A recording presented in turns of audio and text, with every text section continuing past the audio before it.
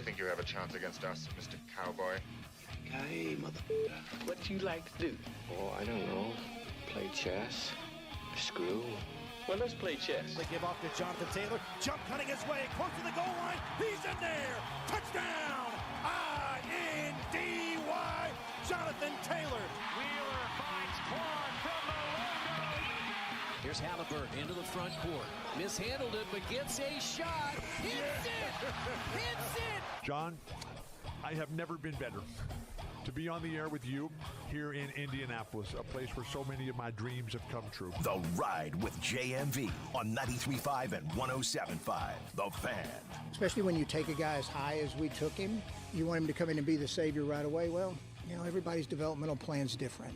And, his was a little different. I still think that he has got a future. We'll see how that plays out here. That's Chris Ballard, among other things, he said when he met with the media a little bit earlier today. I am John. I am in studio. In fact, I don't think I'm going to pay a visit out to Colts camp, the final Colts camp, at least for the foreseeable future, in Westfield at Grand Park until the 19th and the 20th of August. So we'll go back to back with that in mind.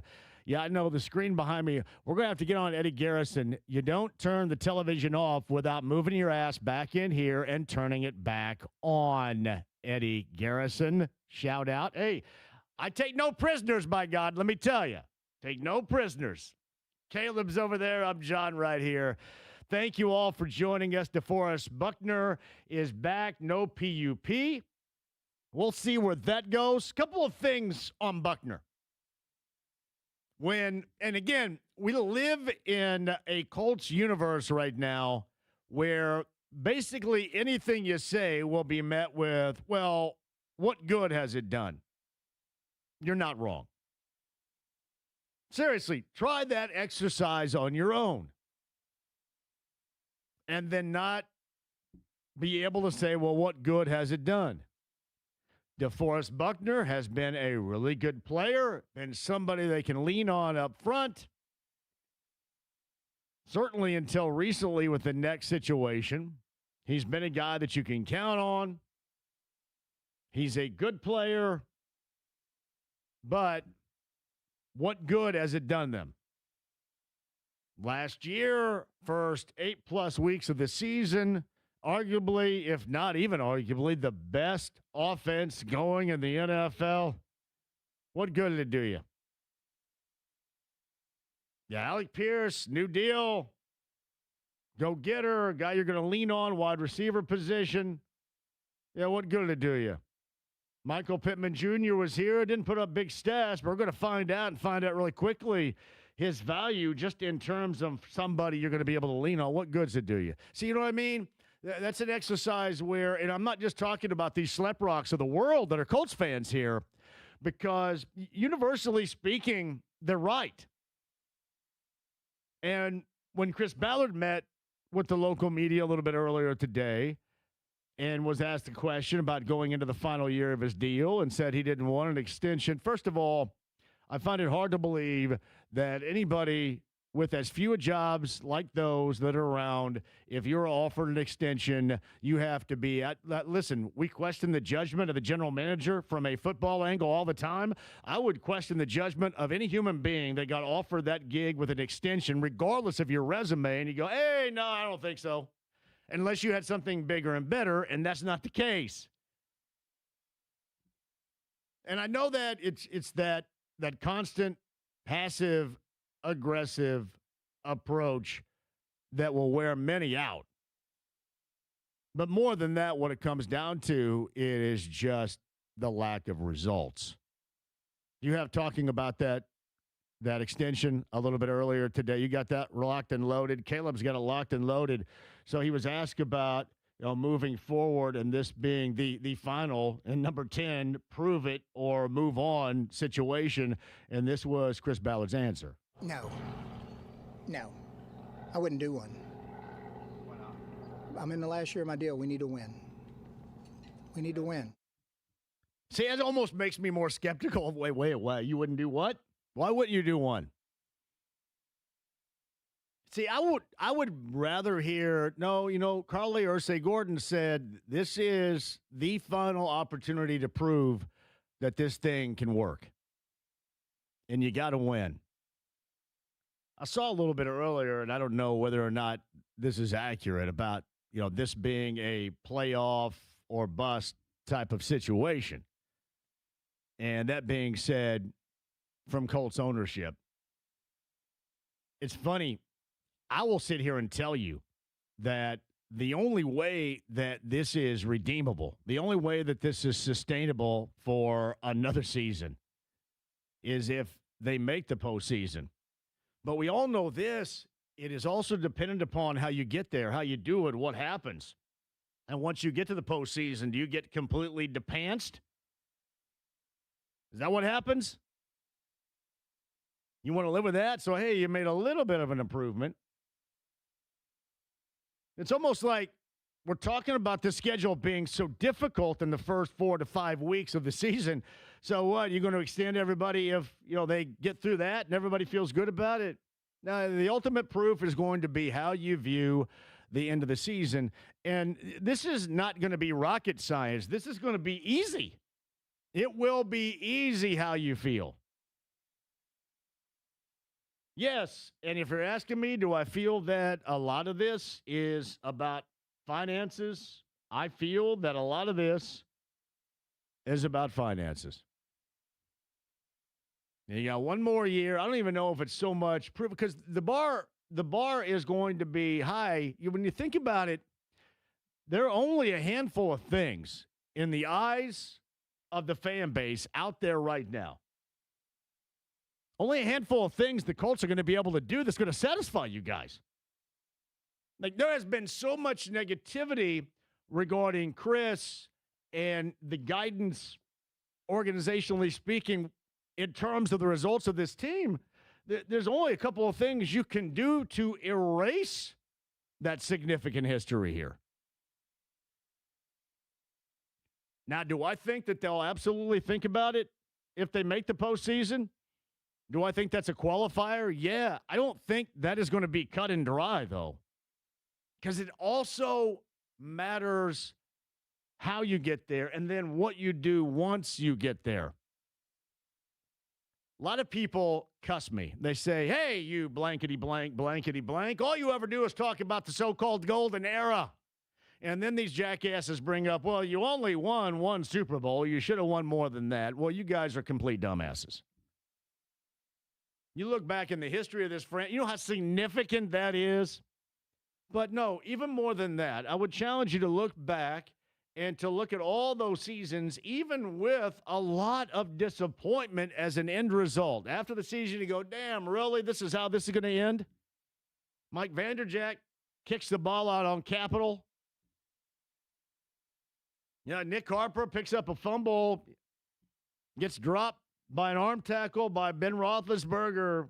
Got stabbed with a fork a couple of days prior to a restaurant. I mean, what? This is how this is going to end? You've been down this path before. So we all have to take a view, and I know that you will, on exactly what this team looks like as an end result. And believe me, as much as I am Mr. Must-Win here in week 1 and week 2, I am Mr. Must-Win. I am going to have to be willing to look at it because there's not a lot as a person that going back, almost 5 years now saying it is time for a regime change. Yeah, I've been talking about that for a long time. It will take a great deal of impression for me to move off of that. So that will be dictated by the results. I don't know if it's just postseason. Maybe an against all odds, feel good stuff. I don't know. And then again, do you advance?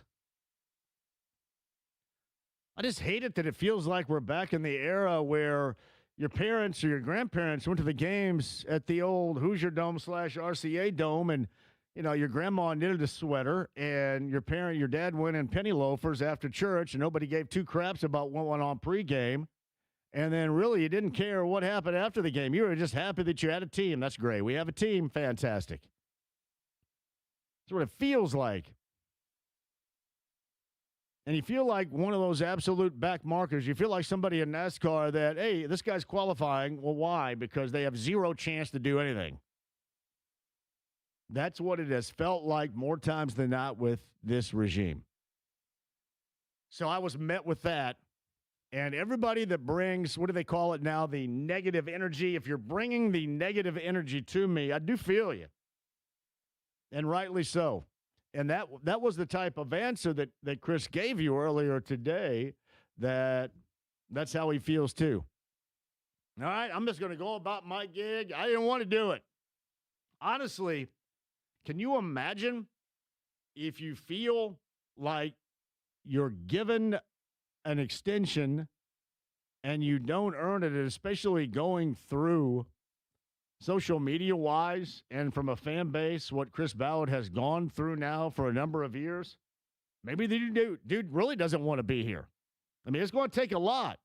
Seriously, it will be a Superman into the phone booth and back out type of situation for this team this year. And honestly, that's what it felt like they were on to during the first portion of last year. It was almost like they were ready to erase a lot of the negativity of that particular era. And then Colts things, as we know that to be true, started taking place, started happening. And that completely disappeared. So I don't know about it being just that easy as making the postseason. And I also don't know about if ownership offered you an extension to go, hey, I don't know about this. I'd almost have to challenge that decision. Wait a minute, where are we thinking about here? So this guy's making the football decisions? I mean, he can't even make a decision personally right here. What? And all that is, it's bred from the negativity. And that negativity is created by the disappointment year after year with this team. Thus, that's where we are. We shall start out today with that. DeForest Buckner was the good news. Alec Pierce, I believe, the wide receiver that decided to get the surgery, after trying some other crap. Now, the platelet, plasma, whatever thing didn't work out, had surgery. So he is tail ending this thing just a little bit, wide receiver. I think Chris said maybe 2 weeks a little bit earlier today. We shall see. C.J. Allen, that update that we got yesterday, he was placed on PUP. And it's funny, I know I'm saying this right now, and like everybody is listening going, oh, yeah, well, this is exactly what happens if you're a Colts fan. It ends up going from he's going to be back quickly to starting the season on IR or something. Yeah, I know exactly what you're saying. You're saying under your breath, in your car, at your desk, wherever you are right now. I'm not trying to feed you lines. I'm just telling you what's being said. I will tell you the one thing I look at with this team that is absolutely rotten with question marks. And of course, one of the tremendous question marks starts at this position, even with this player. But when we watch them play, and you can go down the line and look at the teams they beat, and you could say it's not that impressive and it really doesn't matter or wasn't that great. But those are the numbers they were putting up. There does look like that there is a relatable, there is a connection between coach and quarterback. But again, even with that, you have questions on, it's great that Daniel Jones has worked his butt off and he's where he needs to be right now and getting started, but you really don't know. And you're really not going to know until the actual games start. And that's exactly where we are. It is, I think right now, it's even more dialed down than it was this time a year ago. I remember me being skeptical about Daniel Jones being the starter and what's going on here. I mean, you can't draft this guy number 4 overall, and this is going to be it for him. And as it turned out, Daniel Jones absolutely worked out, and it was it for Anthony Richardson, although he is still here. You imagine what his value is, Caleb, right now? What's Anthony Richardson's value? Contract-wise? Yeah, no, you don't have to look that up. Just in terms of, because you know that they've been shopping him around, and you know he wants to be shopped around because he's voiced his opinion, which still holds true. It's still there. He wants to be traded. Nobody wants him. Nobody wants him for anything of value. That's been the biggest question throughout this saga, right? Is who wants to take a chance on this guy, and who wants to bring him in? Like, you think anybody would take a chance if the Colts were to just say, "All right, we are done. There he is." You think somebody would take a chance on him immediately if he were free? Is it like something like maybe you're going to, hey, I'll try that alcohol. I probably don't dig it, but I'll try it, but it's free. Now, if I have to pay for it, I'm not paying jack squat for it. If you asked me a couple months ago, I would have said, yeah, somebody would have hopped right on it and picked him up and snatched him. Now, I don't know. I really don't know. Is there some sort of... No, it's absolutely over. It's over. And I think the fact that you're hearing Chris say, like, yeah, we're keeping all three of these guys, and the trade request has not been rescinded yet from him. Like, that just tells you all you need to know. That is Caleb Zuver over there. Keeping track. We got a lot more for you regarding the Colts on that report day a little bit earlier. Chris Ballard again with the media. DeForest Buckner was up there as well. I know Josh Downs and Tyler Warren on with the morning show. The morning show and Jake will both be out there. Again, I am on hold until the 19th and the 20th until they get things fired up for the evening gatherings. Yeah, simply put, we're not going to know anything about Daniel Jones until we actually see Daniel Jones in real live football experiences. But I'm okay with the positive news. I'm okay with it. I'm okay with the positive DeForest Buckner news. They are better. They are better defensively with him. Has that created the desired results? Absolutely not. But they are better with him. There's no question about that. C.J. Allen back rather quickly is what they suggest. And I think the other thing that was brought up was about a veteran wide receiver. They're not going to go out there, as I used to say, this is in terms of us going out there. Me back in the 1990s, for example, where they call it chasing tail. You're not going to go out there chasing tail for a wide receiver. You do that now, or has that changed? I don't know if that slang holds up, John. I don't know. Is that not good? It might have went out a few years ago. Did it really? I don't know. How did that ever go out? That should be a universal, eternal term that you can utilize. Yeah, so I mean, they always wanted to be chased. It's not like it goes, well, I don't want to be chased. Yeah, you did. I mean, not by jackasses, but yeah, you did. So you think they'll chase tail on a wide receiver then? I do. I was trying to think about that too, John, while Chris was talking today. Just like, because I'm one that's like, I think the wide receiver room is all right now. But then I was like, man, the minute one of those guys goes down, which is going to happen, then where do you turn to? And that's the issue. Because like on paper, you look at it right now, it's a good core. Downs is going to have a bigger role this year, which I'm excited to see. But then, yeah.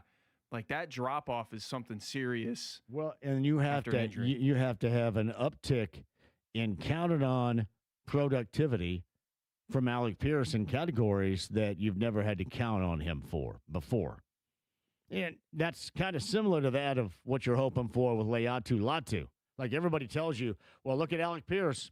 He's got all the tools and all the skills. That's why they extended him and gave him that tremendous raise. They believe in him. And that's why they drafted Leatu Latu. And Chris Ballard suggested he was the best defensive player on that particular draft.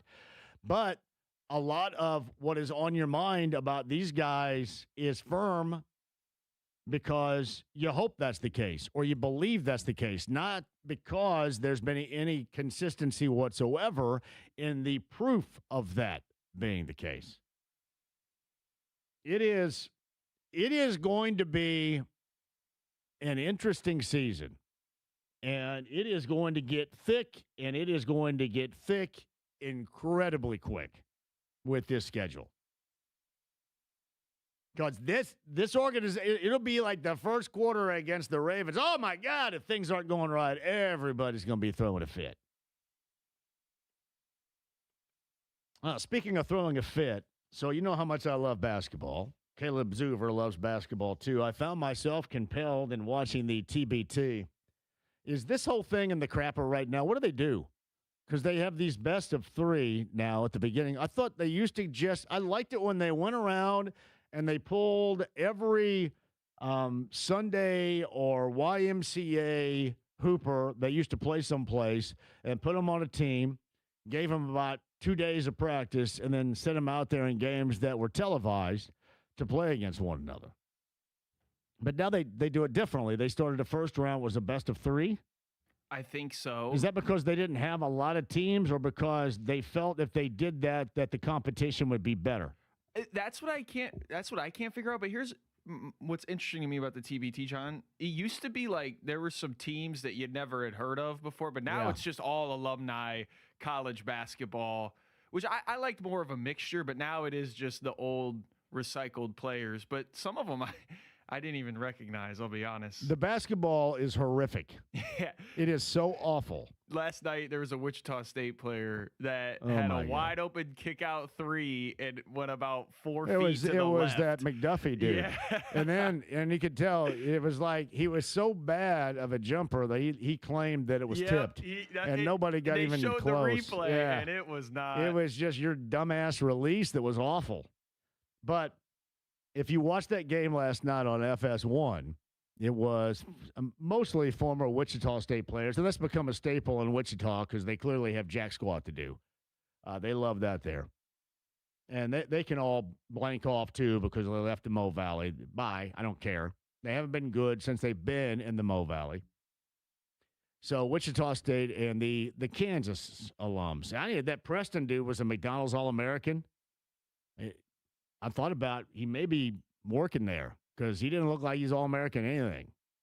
But did you see the two fights?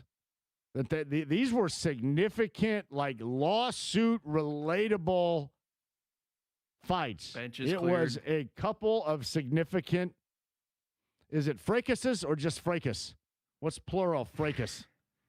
It was ridiculous. Now, I'm not here for everybody having to be holier than thou and nobody can get into it or anything like that, because this is what happens when you bring in a bunch of clowns and put them on the same team and then square them off against one another. And that's exactly, you have a bunch of clowns. For the most part, you go, hey, get that clown. There's a clown. Because these guys, most of these guys all start out with a significant level of talent. And there has to be some reason as to why they never did mature or grow with that particular talent that may be beyond an injury.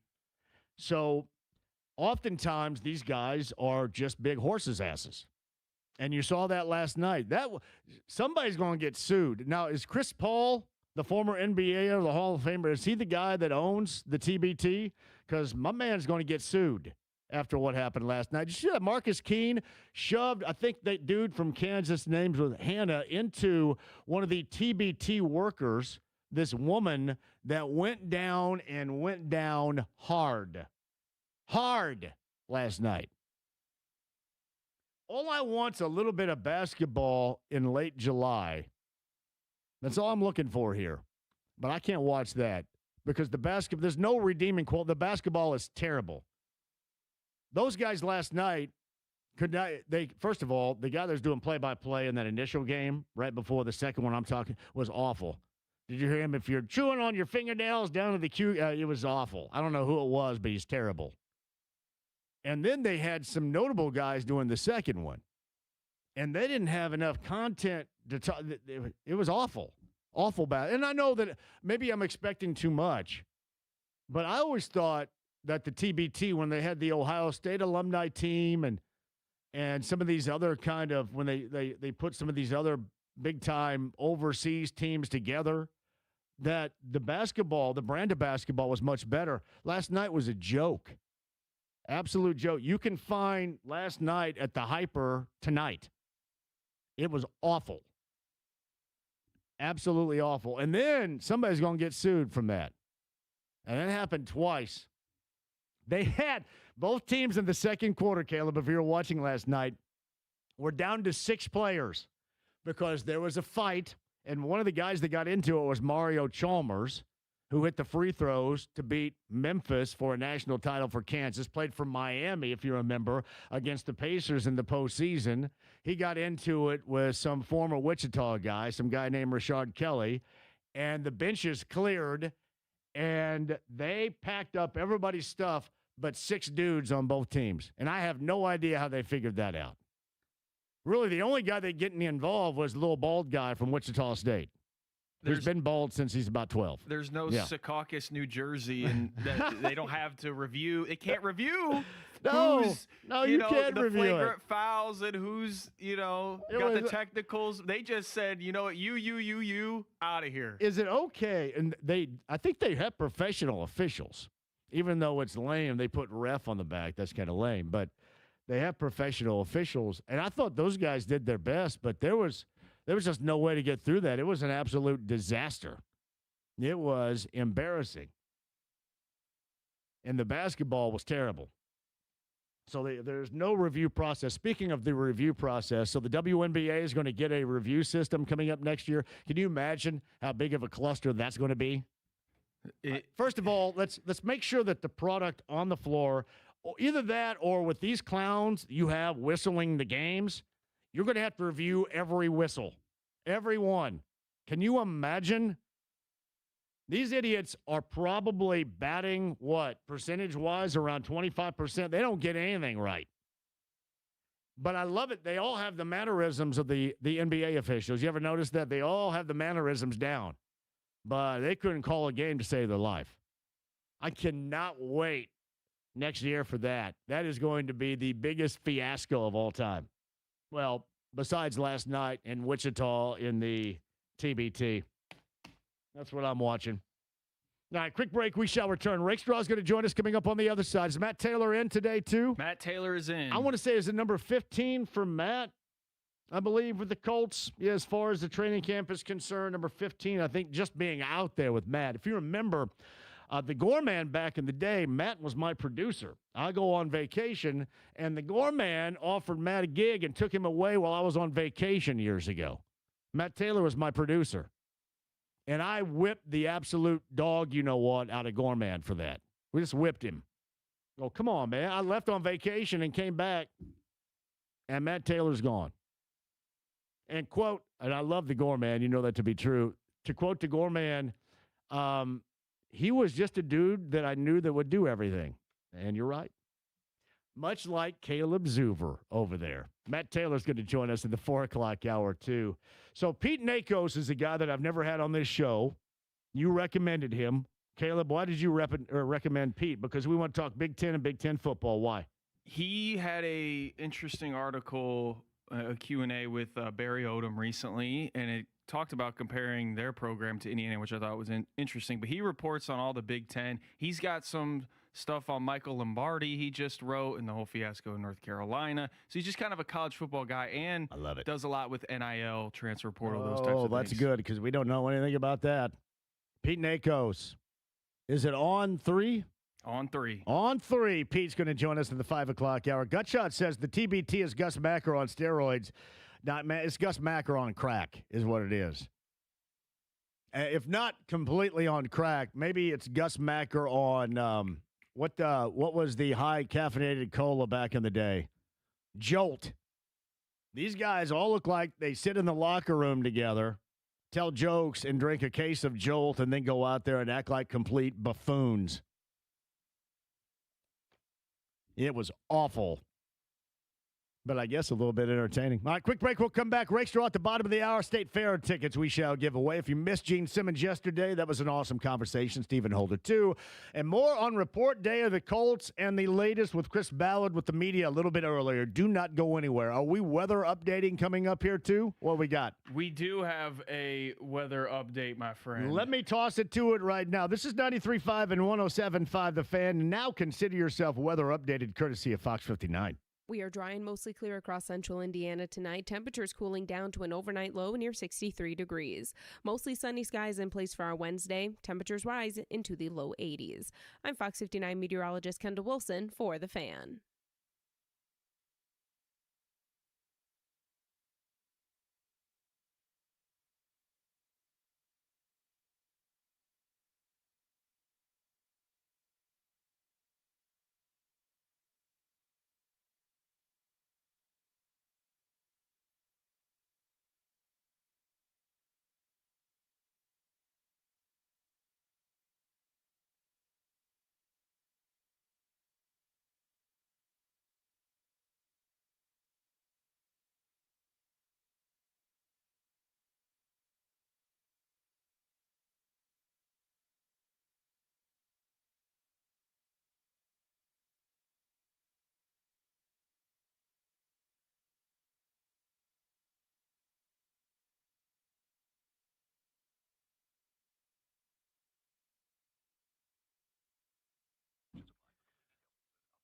Hey, it's John here for Connecticut, Connecticut Water Systems, Connecticut.com. How's your water doing? If you don't have Connecticut, you don't have the best water system out there. You simply don't. That means your water is not the best. The highest quality of water, drinkability, washability, bathability, all the abilities right there with your water is subpar without Joe and my friends at Connecticut. So get that free in-home test today.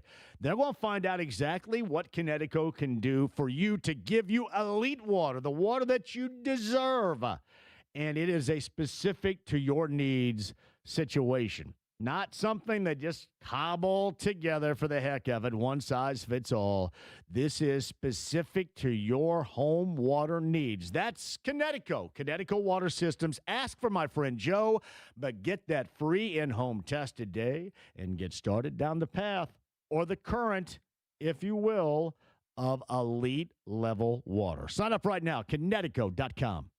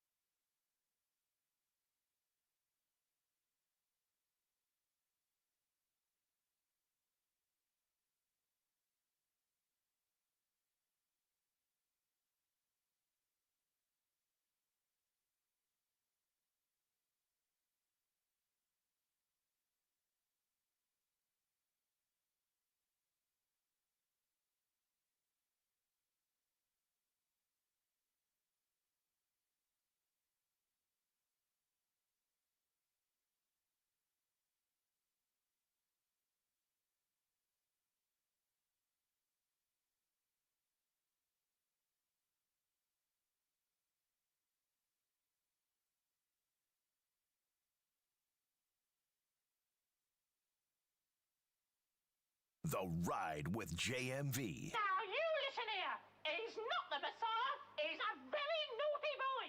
Now go away. 93.5 and 107.5. The Fan. Hey, Caleb, look behind me right here. This is what happens when somebody turns the TV off in here. I told you to probably turn that off. You told me to turn it off. I don't care. I'm making light of it right here. This is what happens when you jack with stuff in here. All right? At the very least, tell one of us you have jacked with it. I should have caught it. Don't jack with it at all. There you go. Oh. It is off officially now. That's what happens. Oh, I've ripped. I have ripped. I have sent out a scathing text of rippage. Andy Moore, Automotive Group Hotline. Greg Rakestraw joins us right now. Greg, are you going to be in for me this week? Can you wait until I have a decision a little bit later? We are working on Friday. My agent has gotten a hold of me and said that your agent is working on a day off for you, but nothing has been confirmed at this time. All right. Well, I'll get back with you. I've got to ask my 80-year-old agent if this is going to work, if that makes sense to you. And if you want to work on Friday, or you can't go check on Mog Live, but that's okay. I'll take the time with my octogenarian mom and in-laws as well. That's perfectly fine. I appreciate that, man. Eddie Garrison just came in and fixed the TV right behind me. The scathing, hey, Greg, look, the scathing email got the job done. Did you do that? That was you? Oh, boy. So on the Zoom, I can see myself. I can't see you the way that it's worked. Right. So what was I missing, since in theory I can see you, but right now just me making fun of a situation. That's it. Okay. Which is usual around here. I do that all the time. Correct. Yeah. Hey, a couple of things too. Colts met with the media. Obviously, you're going to be doing a lot of Colts work. The preseason games, the post game shows, which you're going to be a lot of added flair on all this too. and I think everybody's going to absolutely love it. But what'd you think about the report? I mean, DeForest Buckner was the good. We still kind of wonder about the C.J. Allen situation. I don't know how many soothed nerves Colts fans have regarding that. Alec Pierce as well. And then the words of Chris Ballard. Anything stand out to you? To be honest with you, I've not had a chance to hear Chris. I was not there today.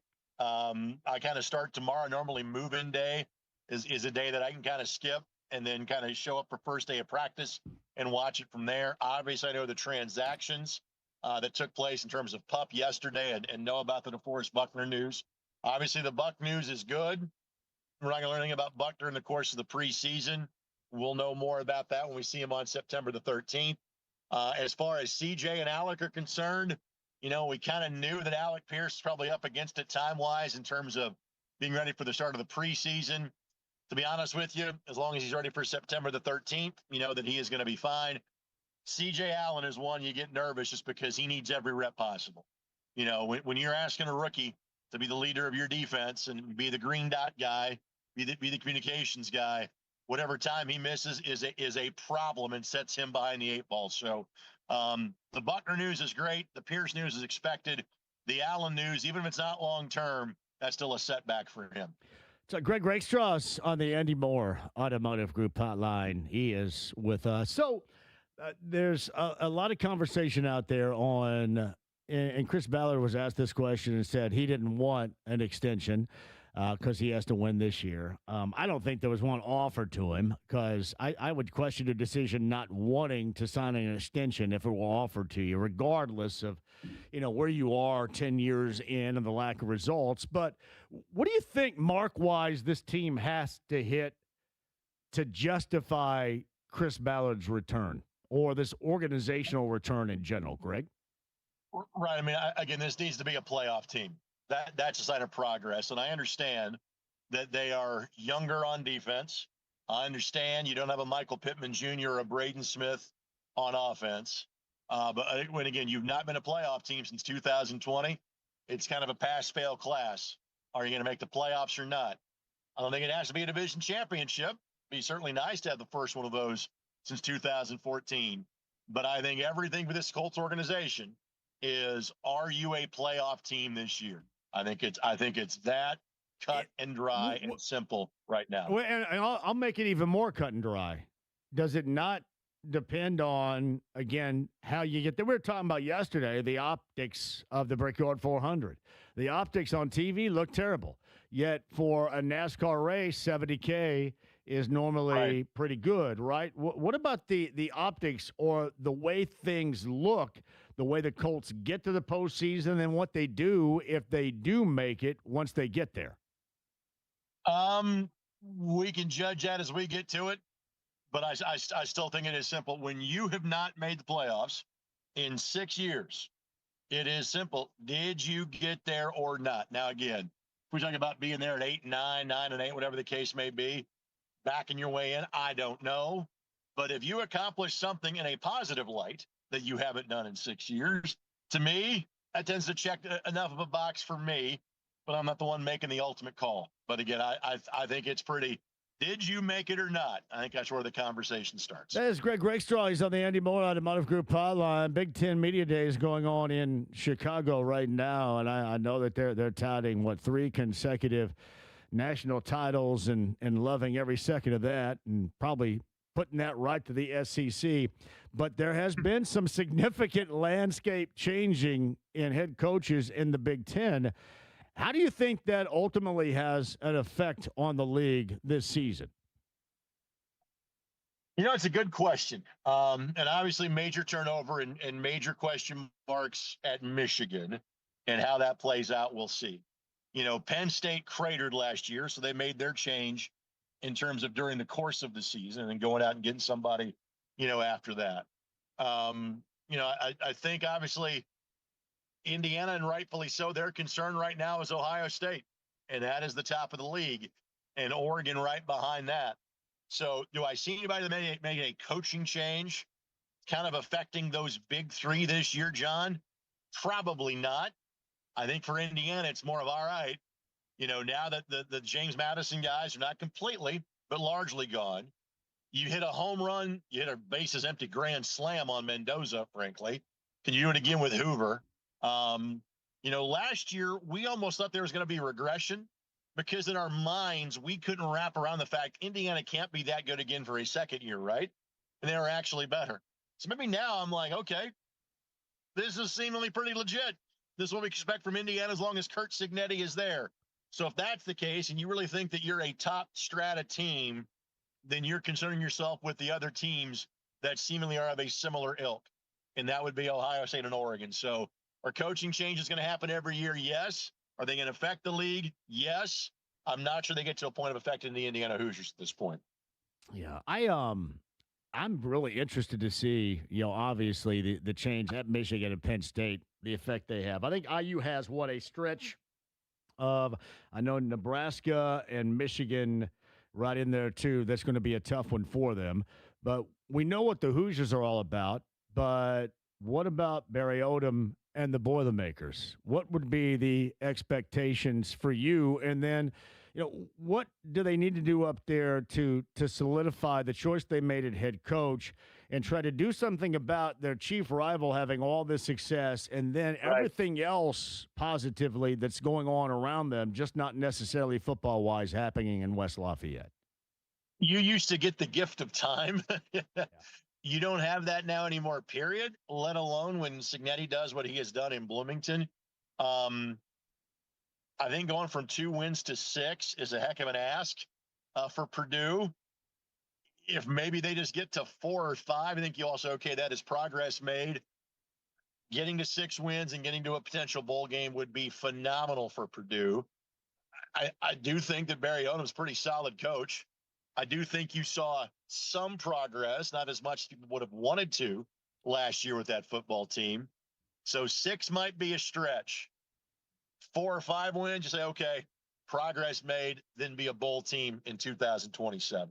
It's Greg Rakestraw with us. Before I let you go, I'm curious, your thoughts on the Big Ten. I mentioned they touted the 3 straight national titles. And then also in the last 2 years in the bowl season, 8-2 against the SEC. Is this a legitimate right now? The Big Ten is just simply put a better league football-wise than the SEC? Absolutely, it is. Now, is it going to stay that way this year or in the future? Time will tell. But clearly in the age of NIL, I think the Big Ten was better positioned, was better prepared for that transition. That or it has leveled the playing field and allowed the Big Ten to catch up and or rocket forward. There is too much passion, there is too much money, and there is too much talent available to SEC schools for this to be a death knell to that league and stay behind the Big Ten forever. And clearly, to paraphrase this show, as we saw from SEC media days, there is a butthurtedness about where they stand in comparison to the Big Ten right now. So if I'm the Big Ten, I'm flaunting that too. But SEC will have their day. They're going to bounce back at some point in time.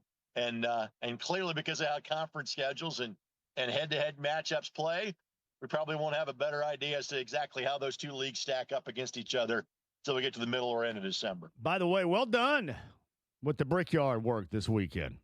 Oh, thank you. I appreciate that. So let's see, 3.5 hours on Saturday and 3 hours on Sunday. Yeah. So a full week for me at the Brickyard. Thanks for hanging with me for about 90 of those minutes. Yeah, and talking even less, which was a beautiful thing. I could not thank you enough. I put in the hard work on Tuesday to tape as many interviews as possible for you. Absolutely. Hey, I got to ask you, because you've been a long-time administrator, if you will, or boss in either radio or now TV and what you do. So here in the building, Ryan Hedrick and Matt Baer, they've been nominated for a Marconi for supporting sobriety, which is awesome. Okay. B105.7, they've been nominated for a Marconi. Now, I say they. Am I also now officially nominated for a Marconi? If B105.7, am I on that team? John, there is a B1057 event coming up at Mad Hatter in Greenwood on September the 12th. Are you or are you not on the marquee for that event? Oh, my goodness. So now I can put in my profile Marconi Award winning. Or check that, nominated. Marconi Award nominated. Nominated broadcaster, JMV. Oh, my goodness. And to think that happened before that ridiculous Spectrum Award, Greg. How's that work? That's ridiculous. I've got one of those from 20 years ago. Haven't won one since, so I don't know, John. I don't think they don't know I exist around here. I'd use it as a doorstop, though. I wish I would win one. No, seriously, though. Marconi Award nominated. I'm going to put that in my profile stat. How about that? I think legitimately so. You're on the staff now, even if it's only 6 hours a week. Yes. It's clearly a very important 6 hours. I love it. I love it. Thanks, Greg. I appreciate you, pal. See you, bud. Yeah, B105.7 nominated for a Marconi. I believe that to be the highest tip of the cap in the industry, the Marconi. And then we love both Ryan and Matt. Matt Bear is one of my closest dudes around here. Absolutely love Matt Bear. And Supporting Sobriety, that podcast. Shout out to those guys. October in New York City. Will I get the invite to go? Yeah, that's the next question. Uh-oh. Because we need to make that happen. See, I just want to be like all the TV people that say Emmy nominated locally. Do you ever see what entails there? Yeah. I mean, they send off tapes to like Cleveland, for example, and then in the middle of the night, people watch and go, oh, yeah, I think that's good enough, and that's how you win. Pretty stringent situation at work. Hey, listen, I'm not going to turn down the Spectrum. I don't care. The Marconi, I'll be a part of that. Shout out to Greg Rakestraw for placing my name on the marquee. Let's take a break. Matt Taylor's going to join us at the top of the hour. Pete Nakos of On 3. We talk Big Ten, college football, and more. We got to get you guys soaking in it, too. Now, is Phil Steele going to be on here later on this week? Yeah, that's still in the works. I know we're setting that up as well. Yeah, we may have to do that either the Friday or early next week, one of the two. Got to get Phil on this show, too. Talk a little college football. All right.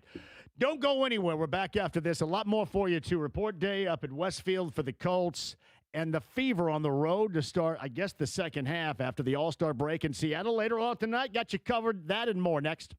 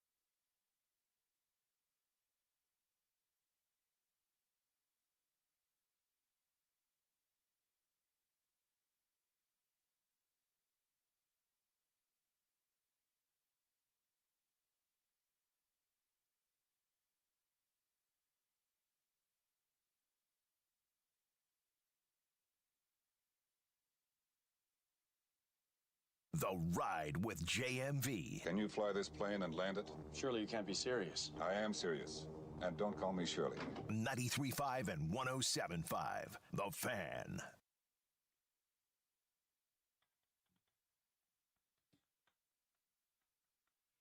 Caleb's over there. I'm John. Thank you for joining us. State Fair passes a little bit later. I saw Brett Michaels, friend of this show, had to bail from his State Fair show. And I put this out there because that is the second act, I believe, that has had to bail. The Beach Boys last week and now Brett Michaels. I have put this out there because I love this. And again, back in the day, you guys remember, I think it was on the USA Network, and it was called Dance Party USA. Now, MTV had a version called Club MTV. That's where Downtown Julie Brown got started. And then remember that dork Eric Neese that was the son of Jack Neese, the NBA official? Eric Neese was like let me give an early 90s tip of the cap. He was like trying to be a cross between Vanilla Ice and what's the guy's name? Jeremy Jordan that sang The Right Kind of Love. Somebody request that on Saturday night too. That was on 90210. Like a cross between those two nerds. His name was Eric Neese, I believe. So my thought was, if you're looking for options for some fun, how about we take me and Skids, for example, out there, get on stage and have our very own recreation of Dance Party USA. I don't think Indy ever had any sort of dance party. I don't think Indy. I know Indy had his own video show. Mark Patrick at RTV6 going way back to the 80s when they had Friday night videos playing off of MTV. Mark Patrick was hosting a video show on RTV6, which came on late at night. I don't know how long it lasted, but he did host that show. So my thought was, how about not a Dance Party USA, but a Dance Party JMV?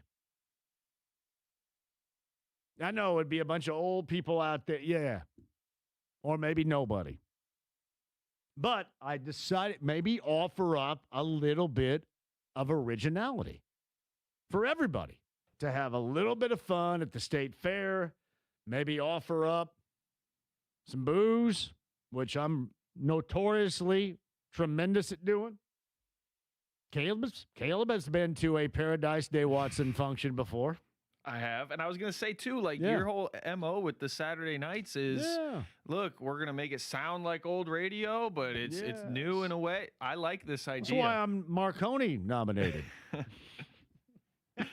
Do I get to go to New York with you? Because I love that city. So I'm going to. I've never been there. I've never been to New York. I am so gonna coattail on this like crazy. Dude. I've never been. If you got it. I flew over. I think going to London once, but yeah. And I'm not saying that because it's like, oh my gosh, you can't live a life without. But I'm saying for you and just being who you are, I feel like you gotta be there. Which means I've never been drunk in New York City, which is crazy to think about that. I have. I've been hammered in L.A. before. In Vegas, Houston, Anchorage, Seattle. No, but seriously, Dance Party JMV. So if anybody at the state fair, if you're scrambling for a little bit, let's see, maybe, and we'll bring back the days. We'll bring back the days when the great dance clubs around here, because you just don't have those anymore. The Peppermint Twist, Quincy's, Hoosiers. I don't think Crafty Cockney's was a dance place, but it was certainly an old school bar. What was the place that was up off of Lake Castleton that was a dance club too once upon a time? It was a seafood place, and hell, I don't know what it is now. Now, the downtown places you had, sports, flashbacks. You had the 3 bars right there, 2 of which were dance clubs. Both sports bars, really. Let's bring it back, at least for one night. We'll help you out, State Fair. Dance Party JMV. And even if my audience is so old and decrepit that you really can't dance too much, I just think the fact that we're out there motivated and moving is going to be enough. So I don't know if Skids can do it, but I am offering up my services, and I'll try to get Skids or maybe King or Kenny, I know in the build, somebody out there for a little Dance Party JMV. So Brett Michaels, canceled. Beach Boys, canceled. State Fair, if you need me, I'm here. I'm already going to do a free throw shooting contest out there, I think. So, yeah, I got you for more than just that. Matt Taylor, the voice of the Colts, another Colts camp, the final one, at least for the foreseeable future in Westfield. He was up there earlier today. We'll talk to Matt about that. We'll talk to Matt about Chris Ballard, the Colts moving forward in this season of 26 and 27. That and more with Matt Taylor and Pete Nakos. Big Ten conversation. Football-wise, that should be awesome. Pete's going to join us in the 5 o'clock hour. State Fair passes and more. Sit tight. Back with you next. 93.5, 107.5 The Fan.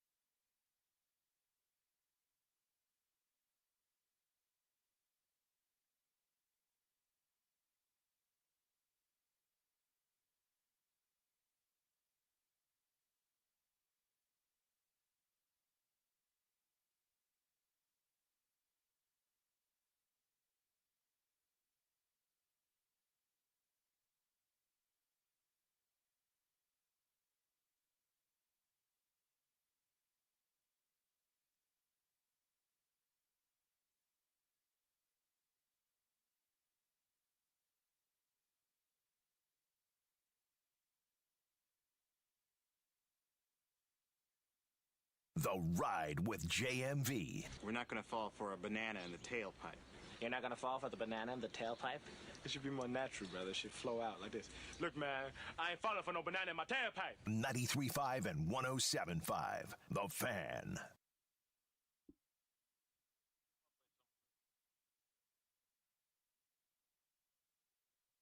For me personally, you know what I mean? Getting to this point from where I started on New Year's Eve, not being able to do a whole lot after surgery, just pretty much being in the bed, not being able to move around. I mean, I couldn't even pick my kids up and stuff like that. I couldn't pick anything up for, heavier than 10 pounds for the first, couple weeks. Just kept my faith and kept working and, trusting the doctors and my trainers. And that is DeForest Buckner a little bit earlier today. That is good news. And I don't want you to get this lost in the shuffle at all, because I know you're at a point with this team. And this team with its dialogue. I mentioned this at the outset of the show. So what? What have they done with you? They are always better with him. They haven't had the results that are necessary with him, but they're always better with him. I get it. There's a lot of frustration, and that frustration will not be eased until you get the desired results. I completely understand it. But both of those situations can be right. Like, I like DeForest Buckner a great deal. When he is out there, I think he is a tremendously good player. And they are much better with him than they are without him. However, those naysayers you're out there, you're also accurate by saying, yeah, well, you haven't won anything with him. And that is going to be the case until they change that around. Draymond Green, 1 year, $27.7 million. So my friend Dusty May ends up, right, with the Dallas Mavericks. And we all know this, that if you really want to be good, you make sure you've got a little Greene County basketball around you. You guys are fortunate here, little Greene County basketball. Caleb about 3 times a week. Very fortunate. But they had talked about if Steve Kerr would have bailed, that the Warriors would have gone after Dusty. Which job would be better? The up-and-comer, Cooper Flagg, the Mavericks. I believe the Mavericks have the second richest owner to Ballmer, I think, in the NBA. Or would the Warriors be the better spot? Got one? It would have to be the Mavericks, probably just because of the Cooper Flag of it all. But their ownership has been a little shaky. Yes, they're really wealthy, like you said, John, but it's been kind of a little dysfunction over there. But I would say because of Cooper, I would probably say that. You ever have a conspiracy theory that the NBA, because they always want the Lakers to be good, there was a little conspiring going on there? Do you believe that? How can one human being, Nico Harrison, be that stupid? Come on. How can that be? I'm just wondering. I'm not a conspiracy theory guy. I like discussing it because I think it's funny. But how can you be that stupid?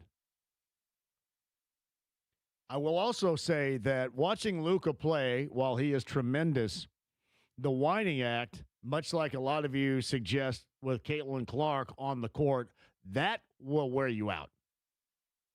And I know a lot of people are worn out, although yesterday when we played back that sound regarding Caitlin Clark talking about just wanting to play basketball and wanting to zone out on all this other non-basketball related stuff, she is so right, and that's why I like her as much as I do.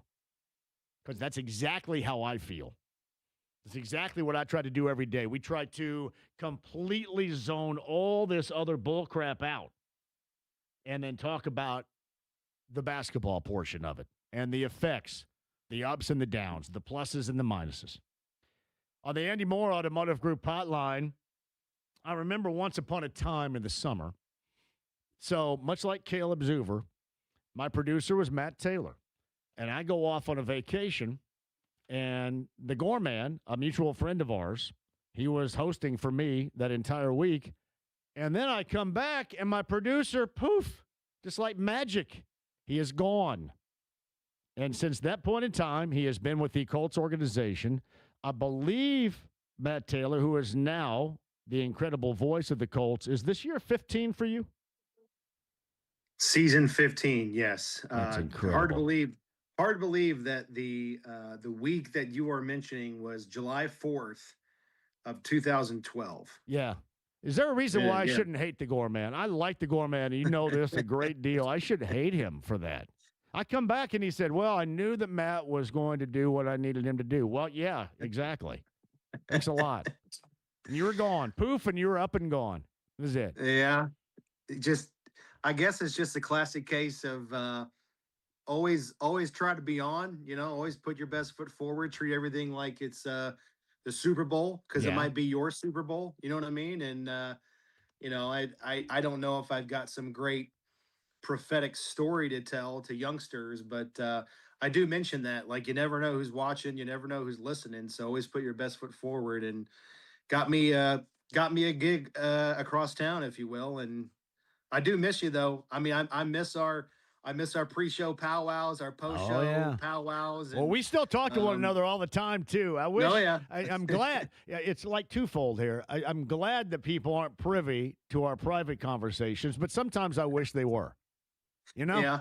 I mean, they were a lot like back in the day, like, the show rundown stuff at the cubicle. Like, I didn't really know your style. I don't know if, like, that's the right word, style, or getting to know your personality a little bit. But I just remember, like, just doing what I was doing, like, try to build a bunch of stuff up for the show and book guests. And I don't know if we're like a month in, you're like, I don't want to talk to these clowns. Like, I don't want to talk to these guys. Because I think I mentioned to you were booking too many guests, didn't I? Yeah, that's what I mean. You're like, I don't want to talk to these guys. Like, get them out of here. I did say that. Yeah, I did say that. Yeah. And they probably felt the same way about me, Matt, which is interesting. Yeah. Well, no, I mean, it's you've got command, man. You don't need any help. And I was just trying to feel you out and do my part, but I'm just trying to scale it back on your strengths and what your personality is, man. It's great. Caleb is relating. And then, Matt, Caleb also gets to play basketball with me all the time. So he gets to see me because, like, it's like I come in here and I go for it, and I redline it here. I really redline it in hoop. I'm a complete idiot, but it's mostly to me. But yeah, complete idiot out there. So he sees it all. Well, listen, I mean, you've had a bunch of them, myself and cast of characters that have gone on to do great things, but Caleb's going to do a great job. I can already sense that. He's got a good head on his shoulders, but there's only one person. Let's keep this in mind. There's only one person that ever got you Adam Sandler. It was the very first time you talked to Adam Sandler, right? So there will only be one Radio Row at the Super Bowl where we knocked it out of the park. So just keep that in mind, Caleb. You got big shoes to fill. I'm going to try to find a contact right now, Matt. So well, and Matt also had to do that because I got us blackballed from ESPN personalities, if you remember, on Radio Row. That made it really easy. I'm not going to lie. That made it great. That was really easy to do that for 2.5 years. I remember, man, this is a true story. We had promotions people, and they were helping out ESPN in what was Pan Am Plaza back then. And they were in line, and they were in front of Scott Van Pelt, and he was talking to Ryan Russillo, and Russillo said, hey, are you going to go on with the local show JMV this afternoon? And Van Pelt said, we had a directive from management. We're not allowed to go on with him this week. Yeah. So it was all about the Adam Schefter thing. So you had to navigate through the waters of me being blackballed from ESPN because of what I said about Adam Schefter. Yeah. Yeah, and I'm pretty sure, like, that same week where we're trying to get guests on, I think it was Radio Row, the Super Bowl, like, Greenberg and Golick, they were doing their car wash thing and going on all of the ESPN affiliates that were on Radio Row across the country. And they would walk by us, and I think I overheard one of them say, yeah, we're not allowed to do that one. Keep moving. That's me. We don't have to do that one. So we'll just go from our 3 o'clock straight to the 3:30 and skip the 3:15 because we're not doing that one anymore. Well, I had to do a lot of meetings leading up to that, and I don't like a lot of meetings. That was good. I was gonna say, and I did know that how all you to love myself. your meetings. Yeah, I did that all to myself right there. But you did get me Adam Sandler, and if you remember, he was awesome. He was absolutely awesome on the show. And we still, I mean, I think he was saying it in jest, but with him, you never really know for sure. Like, is he being serious or not? Like there was like a shadow of a doubt because remember he invited us. He probably invited more so you than me, but I think I was kind of lumped in there because I was standing right there when he did it. But remember, he invited us with his cast of crew, like his guys, if you will, to play basketball the next day at well, back then it was Conseco. And I remember like you called me or I called you the next day, which was a Saturday, and whatever time, like they were going to get together at noon, and you're calling me like at 11, like, have you heard anything? I haven't heard anything. Like, man, how sweet would that be to play basketball with like the cast of what was that show with Kevin James? They all went on vacation together? It was Mama's Boy. It was it wasn't it was Mama's Boy, I think is what he was promoting. He and Andy Samberg, I think, in the film together is what they were doing. What was the movie where like they all went on like summer vacation? I love that one. I love the original of that one too. I think he was coming off of that one, but the Mama's Boy was the film. And a quick, we'll get to the Colts in a second, but a quick side note to that, I was hurt. I got hurt that week playing over at what now is Greenwood Christian, I think. And I accepted. I said, yeah. And his handler took my number down, my cell number. I took so many drugs that morning. I was so numb. My body was so numb because I wanted to play. I was hurting, and I wanted to play so bad. I was so numb, and I sat on the edge of my bed for the better part of 4.5 hours waiting for a call that never came. Oh. And then the Pacers sent out socials of these guys playing over inside of the field house, and stinking Casey Kane's ass was down there from NASCAR. He was out there playing. Like, he had all these other guys, and I didn't get the call. I was so bummed by that.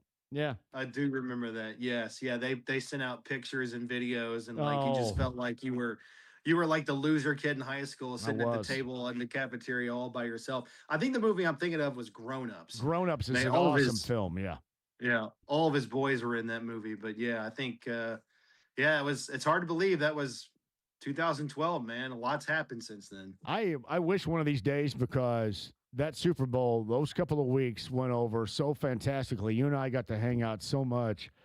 I'd always hoped that they would get a chance to even do better than what took place then. Unfortunately, with all the new stadiums popping up and the landscape that is right now, Matt, I don't ever see them being able to do that outside of building another stadium. I think that is going to be the next opportunity, which is unfortunate because this host market, we know it to be great, was so damn good over those 2 weeks. The weather was awesome. There is literally no reason not to, other than you're going to have to massage those that are all building new stadiums. And then that new one in Nashville is going to pop, and it's going to be in the rotation now for the foreseeable future. I just don't see there any way outside of a new stadium that Indy gets a Super Bowl again anytime soon. Yeah, I was actually talking over the summer, maybe back in April and May, about this topic specifically with Chris Gall, from Visit Indy. And it is a shame that that's sort of what it takes now. And, I think there's some people that say Indianapolis got pretty lucky with the weather, which, okay, we did. Right. But whatever. We still, from a logistics standpoint, we still kind of reset the bar in terms of expectations on what it takes to host a big time event like the Super Bowl. And we tend to do that with everything, anything big that comes to town, whether it be Super Bowls or all-star games or Big Ten championship games or the college football playoff championship. We just sort of reinvent or take the hospitality levels to new heights. And so you might be right about the Super Bowl. Hopefully we're not right about it. And then Indianapolis will one day get another shot at it. But listen, I think the combine is going to stay here forever. And I really do think that within the next 3 or 4 years, we are going to get the NFL draft, and that's going to just absolutely take over the town. So, do you have an idea where that would be held at all? Would you have any idea? Because I think we're going to get that as well. Do you have any idea where that would be held? Yeah, I mean, I think it'll sort of just be spread out between activation sites. I mean, obviously the stadium will be heavily involved. I think Military Park, the Circle downtown, Monument Circle, maybe some stuff going on at the Indianapolis Motor Speedway. It's not just the draft, as you know, right? It's not just people sitting around watching a screen, and looking for watching people walk across the stage to announce, draft picks and things like that. It's interactive zones, it's concerts, it's tons of things to do to make it truly an event in the NFL calendar. And I do think it's coming to town. Yeah, I do too. I'm right there with you on that. Matt Taylor, who is the voice of the Colts, and you're number 15 with the Colts organization over there, is kind enough to join us on the Andy Moore Automotive Group hotline. You've been to so many of these in the past now 15 years. Did anything stand out to you? I think simply put, there's just going to be a prove-it mentality once again, and there's a lot of conversation and a lot of dialogue that goes on because these guys all have to talk to the media here locally, but we're really not going to learn or glean anything until we actually see this group play together, because you do have a variety of questions without a lot of answers right now, but you can still go on the first 8+ weeks of the season and kind of wonder, had that been sustainable, what could have happened a year ago? No, that's exactly right. And what you just mentioned is that's the foundation for all of the decisions the Colts front office, ownership made in the offseason, trying to prove or having more confidence that the Colts are more like the 8-2 Colts from last year instead of the 0-7 team that finished out the season. And training camp is a good stepping stone towards finding out some of these answers to a lot of questions that the team has going into the season.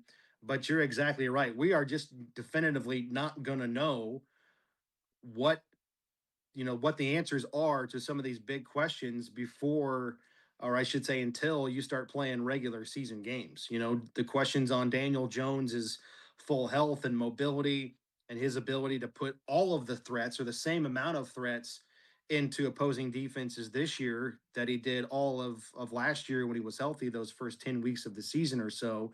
Same thing on the defense. Questions on Buckner, questions on the viability and the consistency of this pass rush at the beginning of the season. So it's just, I hate to say it's just sort of like wait and see and just get a lot of like glimpses along the road here in the month of August as you progress towards joint practices and preseason games. I mean, all that's going to give you indicators, but you're just not going to know definitively until that first game of the regular season. And not to steal a line from the great Rick Venturi, but I love what he says. Week 1 is either a combination of Christmas or Halloween, right? Christmas in that, hey, we got all these new toys and we're going to see just like how happy all of these new gifts make us. Or it could be Halloween. We're like, oh my God, this could be a nightmare considering all the questions and just the unknowns you have going into every season with roster turnover in the NFL. And honestly, Matt, you're going to be at the forefront of this. You got the first month of the season, first 4 to 5 weeks of the season, where there could be a lot of determination on what this team is and what this team is about by, a couple of weeks pre-Halloween, if you will, here. Yeah, I mean, like I said, those first 5 games of the season, specifically opponents, you're playing a lot of established quarterbacks and a lot of good offenses.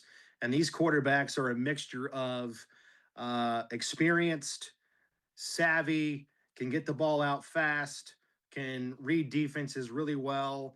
They've got mobility, or they're just a combination of all of those things, right? I mean, CJ Stroud and Jaden Daniels, Lamar Jackson, Patrick Mahomes, Aaron Rodgers. So that's why I said, that pass rush inevitably for the Colts, it's got a lot of questions on it, but inevitably it's going to get better as the season goes on. But to get off to a good start and to win some important games early on in the season, that's going to help you out in terms of the ledger towards making the playoffs and snapping this postseason drought. It's got to be able to produce at a pretty consistent clip, a viable clip early on in the season to affect some of these games and try to get off to a good start. And again, last year, getting off to a good start for the Colts, both in terms of the season and also getting off to a good start within games specifically, individually, that wasn't a problem. It was just finding ways down the stretch of games and down the stretch of the season to close it out. And Chris Ballard, ironically, closed out his press conference today with talking about closing out games and the season. The Colts were 2-8 last year in games against teams that finished over 500, and they were 3-7 in games that were decided by one score. And since 2023, Like this is probably like the most, maybe one of the biggest indicators in terms of why the Colts have missed the playoffs the last 5 years. But the last 3 years specifically, since 2023, the Colts are combined 2-10 against the Jaguars and Texans. You got to start beating good teams, and you got to start winning closer games. And no excuses, right? I mean, every team deals with personnel losses, key personnel losses down the stretch of the season just because of the war of attrition. But you've got to find ways to close games out in the fourth quarter, and inevitably that's what the NFL is. It's Matt Taylor, year number 15 with the Colts, play-by-play voice. He's kind enough to join us on the Andy Moore Automotive Group hotline. You did reference the Ravens. That is week number 1. They've had a significant change in head coach. So out is John Harbaugh. He is now going to the New York Giants. Jesse Minter is in. How much do you feel that he can add to the offense with his defensive background? I think mostly with Lamar Jackson, but also does it concern you that he has a history, a resume that included Terre Haute, Indiana, and Indiana State University as an assistant coach? That's quality right there, pal. Let me tell you. You know what else? You know what else is funny about Jesse Minter? I don't mean to hijack your show, but I was actually looking this up, doing some preseason prep on the Ravens, believe it or not, already. But I also did not realize that he went to Mount St. Joe College in Cincinnati. So he and I actually played against one another in college. You did not. He was wow. Yeah, he was a wide receiver at Mount St. Joseph's, and I was a outside linebacker at Franklin College. They're in the same conference, and we actually shared the field together for 2 games. And look at him now. He's the freaking head coach of the Baltimore Ravens in the NFL. And but did you look up his numbers? Story. What did he do in that game? Was it like Mark Engelking, where he was a wide receiver and nobody ever threw the football to him? It's funny you say that, because in typical me fashion, I did go down a wormhole of curiosity. Yeah. So I tried to, dark web the box score from those games and couldn't find them. So I actually called the Heartland Conference office to see if I could, find record of those games. And the only thing I could find was a old Daily Journal write-up and small box score from the 2 games. And it doesn't make mention of him registering catches in those games. So I'm not sure if he was a starter or what. But your old boy in one of those games had a scoop and score now. No way. For a defensive touchdown. Now we got our ass kicked in one of those games, but I did register a big moment, a highlight play, if you will. That is awesome right there with Jesse. We're just going to play this out as if that was a scoop and score off of a catch and fumble and a hit for Jesse Minter right there. We're going to play like that's the case. You know what? But to answer your question, I really don't think, and I kind of see the same thing, or say the same thing about the Houston Texans. I don't see much need for a lot of tweaks within their offense. Obviously, they just kind of got bad luck for most of last year with injuries, and they dropped a lot of key games and close games, just like the Colts. And I think the Texans are right there offensively. The Texans' offense for most of last year was kind of classified as more clutch than prolific, because their defense, kind of afforded them that ability. But I think, they've addressed their offensive line. They got some key weapons returning. They also have some key weapons coming back from injury, and Tank Dell specifically. And I say the same thing about the Ravens. I don't think you need to really tweak much in terms of what they got going on. They just need to kind of find better luck across the board for next season. And that sort of describes the Colts' schedule for the upcoming year. If you had one word, if you're asking me one word to describe the Colts schedule for 2026, it's deceptive, because the Colts are playing a lot of teams on their schedule that didn't make the playoffs last year, that are going to be, there's no reason to think they won't be right there, this upcoming season. And the Ravens, the Bengals, the Chiefs, and the Cowboys, they are solidified from the franchise quarterback standpoint. So I think all of those teams are very capable of rebounding this year after missing the playoffs last year. All right, I'm curious about this. So Jesse Minter was 3 years in Terre Haute. I think with Trent Miles, was he on the staff with Mike Sanford while in Terre Haute? Do you know this? Here's the reason why. Because Mike Sanford was with Shane Steichen at UNLV. Yeah. Was he not? Is that a dynamic at work here? Do we know? I was just kind of looking at it at face value, and it looks like maybe there's some paths that have been crossed here.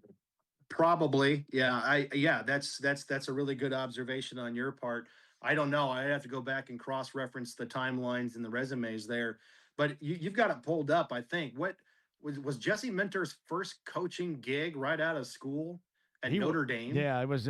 He was the defensive intern at Notre Dame in 2006. Yeah. Yeah, I mean that's a big jump. You know, you've never coached before ever. Yeah. And then you go to Notre Dame. I mean, I'm sure he had to have known somebody. But listen, I mean, you got to play the game. You know what I mean? Get your foot in the door, no matter what, and apologize for nothing. And then after that, you just his dad was Rick. You know, his dad was Rick Minter, who was the head coach. I mean, I'm sure that probably carried a little bit of weight as well. But yeah, no, I'm not. I would among other things, absolutely. I would like to know, and I probably could get more than 3 words out of Shane Steichen if I ask him about that. Maybe there is some connection there. It just occurred to me because I know that I'd had Sanford on when Shane first got the gig here, and we talked about him. I kind of wondered if I think he was on this staff.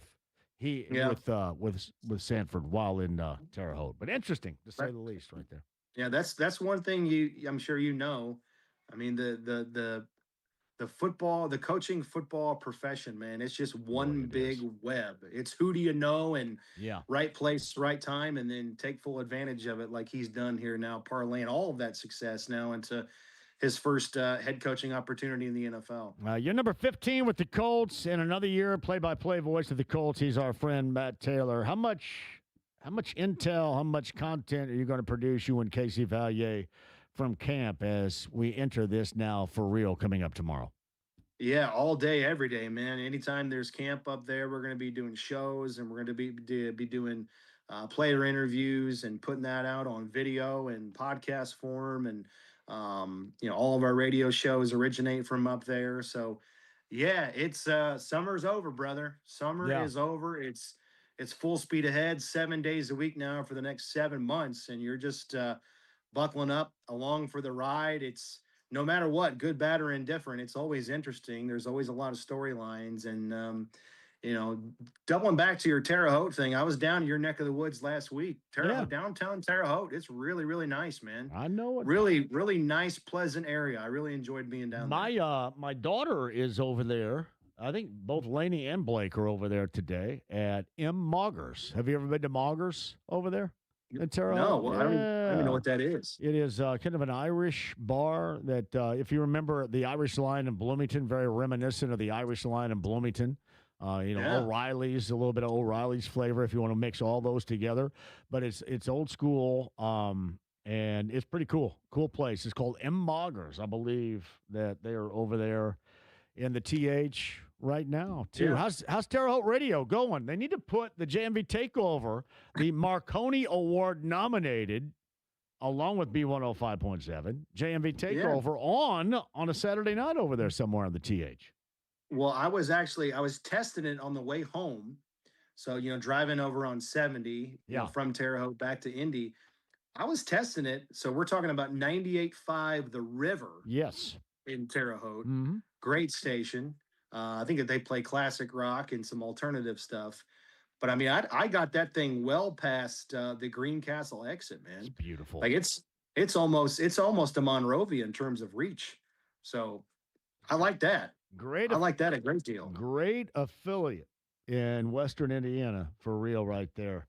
Love me some TH. All right, Matt, we'll stay in touch. I'm not up there until the 19th and the 20th back to back. But man, what are you doing, man? It's not my fault. I mean, I just schedule the practices. I don't want to sit up there in an empty parking lot or anything. So yeah. You don't want to sit there by yourself for 3 hours? Really not. Really? Rather not. No. So 19th and the 20th, I shall be up there. Well, when the joint practices start, the big guns come out. So just take that as a sign of respect. Proud of you, my brother. Stay at it. I know you will. All right, man. Good to be with you anytime. All right, Matt. Matt Taylor, voice of the Colts. You're number 15 with the organization, Matt. Man, a lot of good stories right there.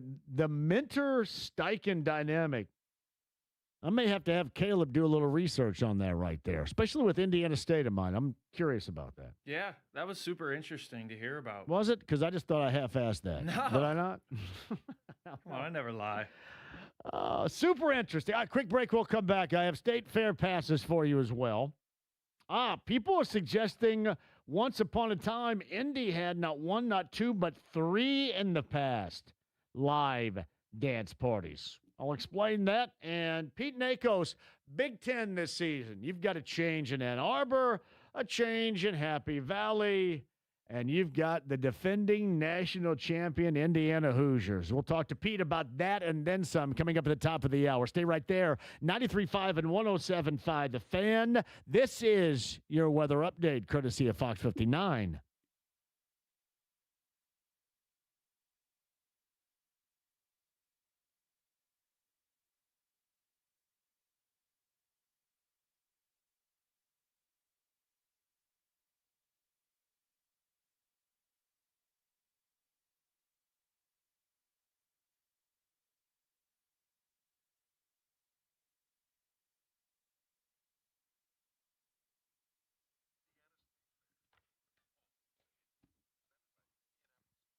Let me just tell you, the weather is outstanding out there right now. But you get a little bit more intel on that in a second. First things first, I have to tell you all about Connecticut. Connecticut Water Systems right now. Connecticut Water Systems at Connecticut.com. Why do I say that? Because Joe and Connecticut, they do water the best.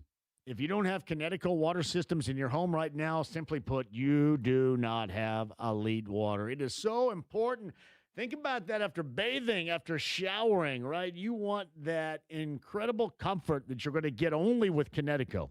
The drinkability, washing your clothes, all that high level of importance for you and your family. Make sure you have the best. Connecticut. And by the way, get them into your home today. Get that free in-home water test. Find out what they can do for you. They will put together a system that is specific for your water needs. That's Joe and my friends at Connecticut today. Get on this schedule. Tell them I sent you. Connecticut.com. We are dry and mostly clear across central Indiana tonight. Temperatures cooling down to an overnight low near 63 degrees. Mostly sunny skies in place for our Wednesday. Temperatures rise into the low 80s. I'm Fox 59 meteorologist Kendall Wilson for The Fan.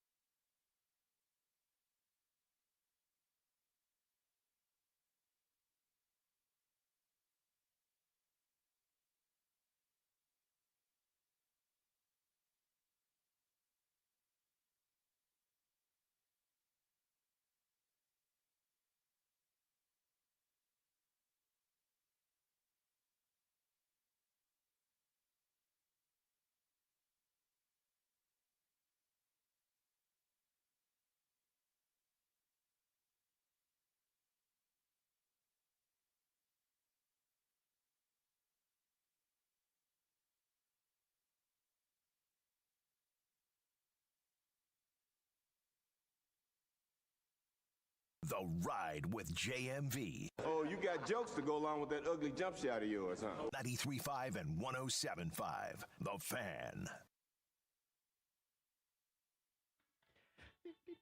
Between the moon and New York City. I know it's crazy, but it's true. We love us some Christopher Cross. Are there any truth to the rumors to the Pacers and Knicks on Christmas Day? Have you seen those rumors? I haven't seen those rumors. It would make sense. Listen, people blame my ass for misguided rumors all the time. So the first place I saw this, and then Skivvies asked me again within the last hour on the social media platform X. Skivvies says, and I'll read it for you once I get there. Thank you. Skivvies says, any confirmation of the Pacers-Knicks at Madison Square Garden on Christmas Day? This has been floated about today. The first place I saw it, and it is from some dude named Rooster. You think Rooster has the info? Oh, you know Rooster, yeah. I'm going to start calling out this crap because that's what, and nothing against Rooster. But who thinks Rooster is right? Rooster says, I just heard the Pacers and the Knicks opening the games on Christmas Day. Anyone hear the same? Any truth to it? His source, just trust me, right? That's his source. Who does Rooster has as a source here? His source is just trust me, I guess. Have Rooster call on the show. I want to see who his source might be. Yeah, Where's Rooster, if you're listening. Rooster. Ask if anybody has heard the Pacers and the Knicks are on Christmas Day. No, listen. Why do I even waste my breath of asking this? Because I got zero feedback from anybody down there regarding Halliburton and the East Bay dunk first time or not the first time yesterday. As I told you, probably no feedback. Got zero, zilch, nothing. Seriously, all you got to do is just send me a quick text. It's all you got to do. Is it that hard? Are they all on vacation now? Good Lord. Is anybody working for the Fever? Or are they ready, willing, and able to screw that up too? Does anybody? Somebody has to know. I would have thought maybe Halliburton was listening and could. I want to make sure that I'm accurate about that because I want to take away from stuff that he's accomplished before. But no info, no content regarding the East Bay yesterday. So should I ask whether or not this is a legitimate rumor? I think this would be great. I really don't give two craps about Christmas Day and that being that important. But I am so fired up and excited about this season. That would be different. And if this is inaccurate, then you got to get all over Rooster because, as they say in Greene County, Indiana, that ain't me. Rooster started it all. Go get him. 317-239-1070 is the text line. JMV Indy had 3 dance party shows back in the day. Channel 8 had one in the early 60s. Channel 13 had Bandstand 13 in the late 1960s that was hosted by Jimmy Mack. Channel 4 had one in 79 and 80 called Disco. Disco was hosted by Sonny Moon. Can somebody help me out?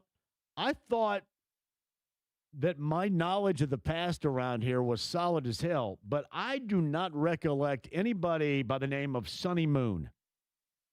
Help me out. So evidently, 79 and 80, this dance party show called Disco, hosted by Sonny Moon, was taped at the old Sheridan East Hotel in Lawrence.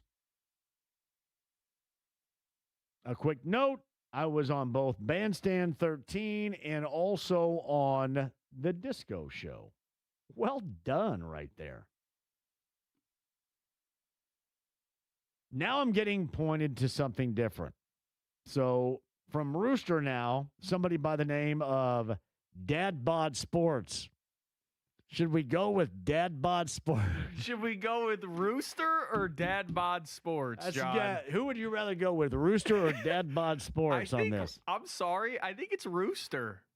So here's I don't know why. What makes me say that? Go with, you think Rooster got this from Dad Bod? Dad Bod Sports came up with this Christmas Day. The opener, Pacers and the Knicks. And again, according to Dad Bod Sports and Rooster, the Heat and the Thunder, Game 2. The Sixers and the Celtics, Game 3. The Pistons and the Spurs, the 4th game. And the Timberwolves and the Mavericks, the finale. John, do you remember the last time the Pacers played on Christmas Day? I have it up here, but I'm curious if you can remember how long it's been. Has it been 15 years? More. 20 years? A little bit more. All right, what was it then? 2004.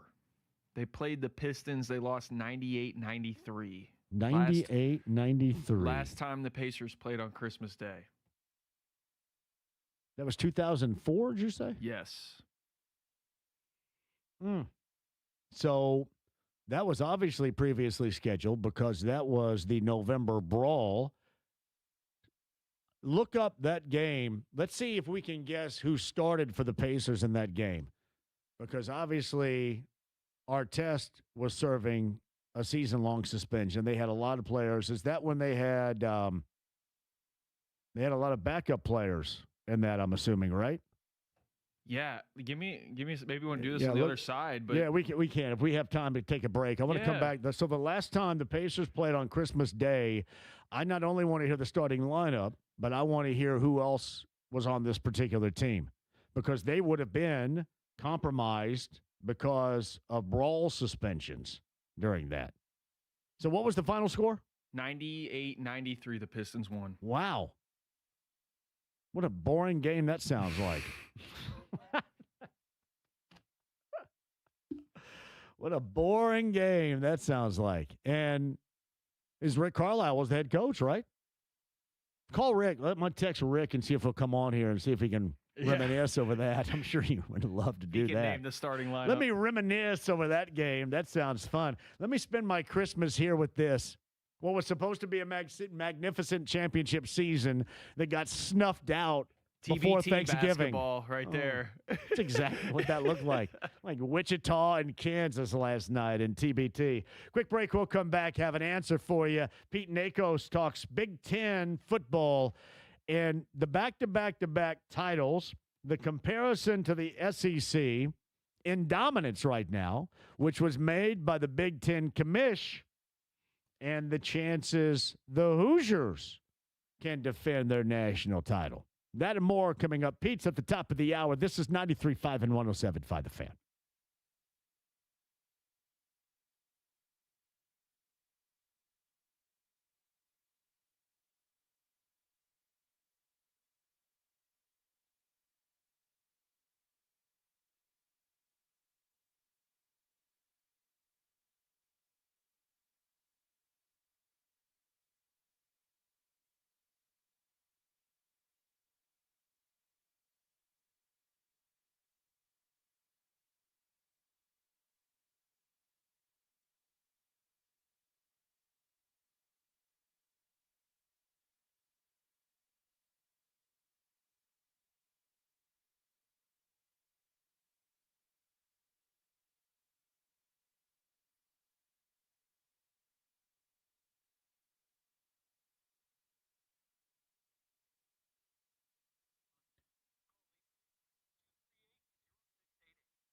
John here for GLP-1 weight loss injections. That is Premier Weight Loss with the two Indy area locations, Northside and in Fishers. That's 317-643-4444 and 317-567-9100. Make those calls today and get in with Thomas, with Samantha, with Lauren about how you can get started on your very own weight loss path. It has worked fantastically for me, and believe me, you're an even harder worker, even more diligent. You will see the results.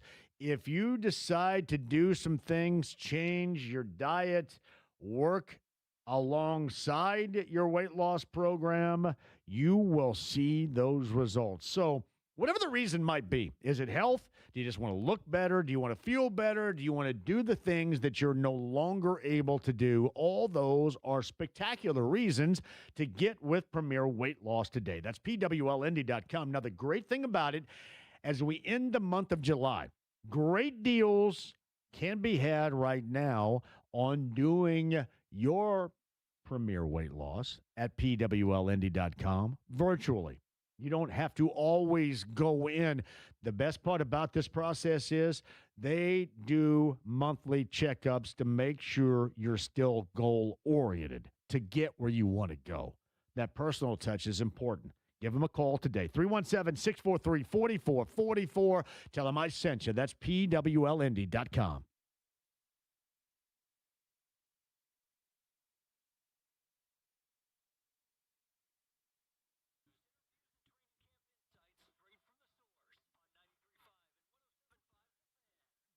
John for the Best in Realty, Mark Dietel, Mark Dietel Realty, 317-755-4232. That's markdietel.com, markdietel.com. Today, the Best in Realty is right there no matter what the situation might be.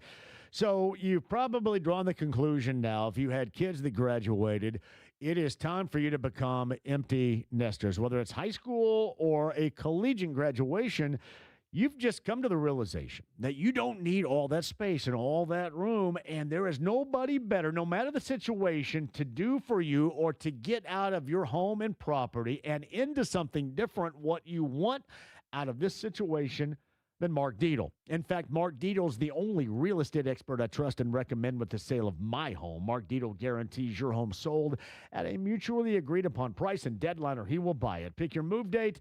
There are no long-term contracts, and you can cancel at any time. It's Mark Dietel Realty. Here's the number, 317-755-4232. It's markdietel.com, markdietel.com today.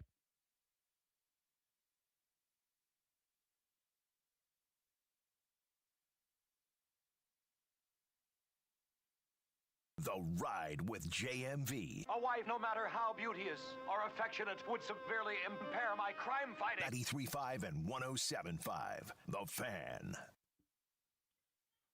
Fever in the Storm tonight. 9:30 tip time. 9 o'clock with Tidrow right here. The Storm have lost 6 straight. Very competitive, though, the last time these two teams met at the Fieldhouse. The Fever won. They're 17-10. 6-23 overall, the Storm. Again, Tidrow, 9 o'clock tonight. Did you go to school with Tidrow at Ball State? Yeah, so we're not of the same age, but when I was there, he's the voice of the Cardinals, man. Did you call him Tidrow like I do? What's his first name again? Mick. Mick Tidrow. I do like how you pronounce the tidge of it. Tidrow. Tidrow. Well, there was a very famous former Major League Baseball pitcher, most notably with the Yankees, named Dick Tidrow. Not Mick Tidrow, but Dick Tidrow. And I would challenge anybody right now to look up, Google Dick Tidrow and one of his former baseball cards, because they are all incredibly awesome. Dick Tidrow. If there was anybody, I don't know about Mick, but if there's anybody that you would say, all right, I wonder what Dick Tidrow looks like, he would look exactly what you thought. Dick Tidrow. True story. We'll have to maybe have Mick on and ask him if he knows who Dick Tidrow is. Mick Tidrow. They have to be related. There's not a lot of Tidrows out there, right? I'm seeing a high leg kick on his baseball card. Do you want to get to this starting lineup? I was looking up the suspensions. So let's frame this up really quick. As we went to a break, the last time the Pacers played on Christmas Day, Caleb, was what date? December of 04. Yeah, of 04, right? Yeah. December of 04. Now, we know this to be true. The brawl happened on November the 18th of 2004. Thus, we guess that they were severely personnel-wise compromised for this Christmas Day game. Who was the starting lineup? And give me the personnel on the squad. So I think you're going to be surprised with this. So Okay. We'll do the Pacers because they obviously had the more hefty suspension. So we'll do them first. So Reggie Miller, Jermaine O'Neal, Jamal Tinsley, Jeff Foster, and James Jones were the starters. Okay. And if you looked at the suspensions, John, like there were only 2 players that were still serving theirs during this time because Jermaine O'Neal's was supposed to be at 25 when it initially got handed down, and then it got reduced to 15. So he was back by then. He had just came back maybe a few games before. It would have been legit had he slugged that little toad that ran out on the floor, remember? And he slipped, and his right hand was errant. But it would have knocked that little toad right on his ass. I wanted to see it, but go ahead. That's 10 more games if that. It would have been. Connects. Yeah, it would have been more justified with the he would not have been playing on that Christmas Day. And then the Pistons had everybody. So the Pistons had everybody back because Ben Wallace had the most games missed. It was 6 for Detroit. So everybody was back for them. The Pacers were just missing Steven Jackson and Ron Artest. Okay. Who did they have on their bench back then, too? What was the other personnel? The Pistons or the Pacers? The Pacers. So it wasn't dramatic at that point in time. Fred Jones, Austin Crosher, Anthony Johnson, Michael Curry, and David Harrison all got minutes in that game. All right. So, yeah, that wasn't that bad. It wasn't as bad as I thought. So that was the last time. The reason why we're bringing this up is because Dad Bod Sports, along with Rooster, maintain that the Pacers are going to have a Christmas Day game in Madison Square Garden. See, now it's okay because LeBron James is officially on a different team that the NBA activate their schedule-making process, which is all pretty ridiculous, but whatever. JMV, I'm all in on Rooster. Sounds like inside info. I'm getting on Polymarket and betting. What's Polymarket? What is that? Oh, we don't have the time to explain prediction is that market bad stuff right there? You heard of Kalshi? No. Man, I'm not down with that stuff. Should I be? No, you shouldn't, in my opinion. Okay. But, I mean, that is what some people do, I guess. More power to them. Kalshi and Polymarket? Yes. All right, shout out to Rex on that. Hey, JMV, a little Indianapolis Indiana knowledge here. First person to perform at the Convention Center downtown Indianapolis. 1972. I'm assuming this was like voice to text right here. Sammy Davis Jr. 1972. I had no idea. So here's an interesting tidbit that I had neglected to mention.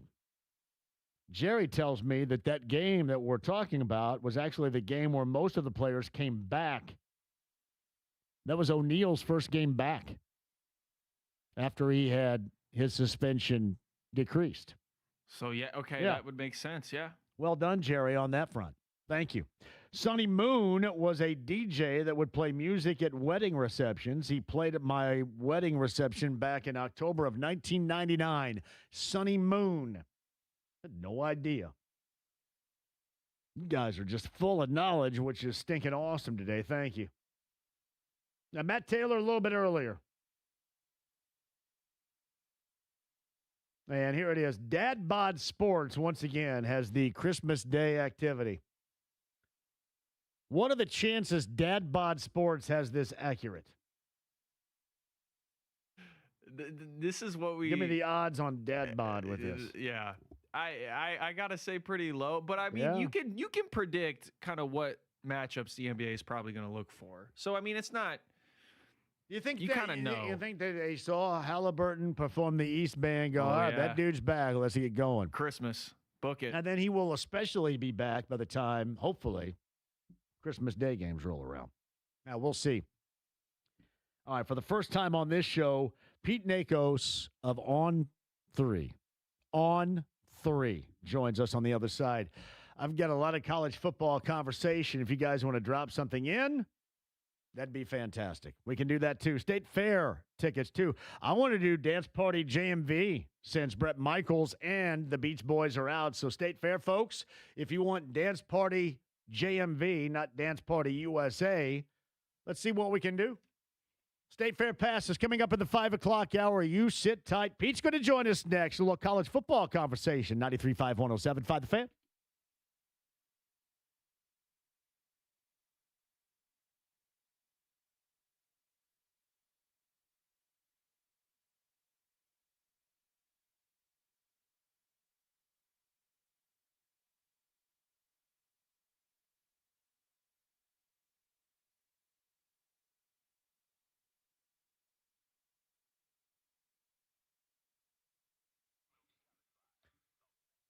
Hey, I got you covered. The District Tab, 2 locations. No matter what you're doing downtown, the epicenter of fun happens with TVs, happy hour specials, damn good food. Michael has created an atmosphere that is can't miss at the District Tab. Really, both locations. But I'm just talking about downtown right now because there is always so much going on, and you can know with whomever you're with, whether it is just individually speaking or a group, family or friends, you're going to have a hellaciously awesome time. Same can be said on the north side, Clearwater Crossing. As for Sammy, the bartender, the server, awesome high-level drinks, happy hour specials, damn good food, TVs everywhere. You're not going to miss a moment of absolutely anything.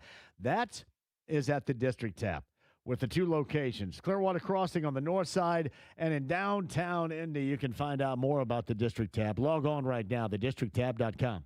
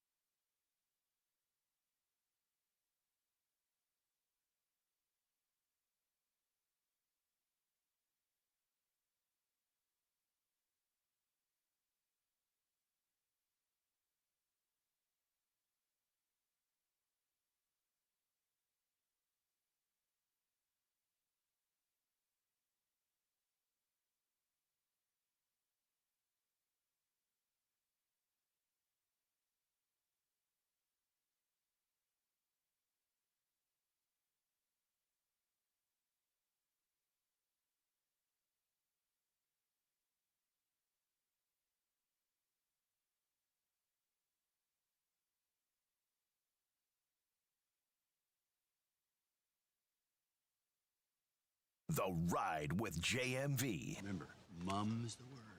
Suddenly, but Mum. 93.5 and 107.5. The Fan.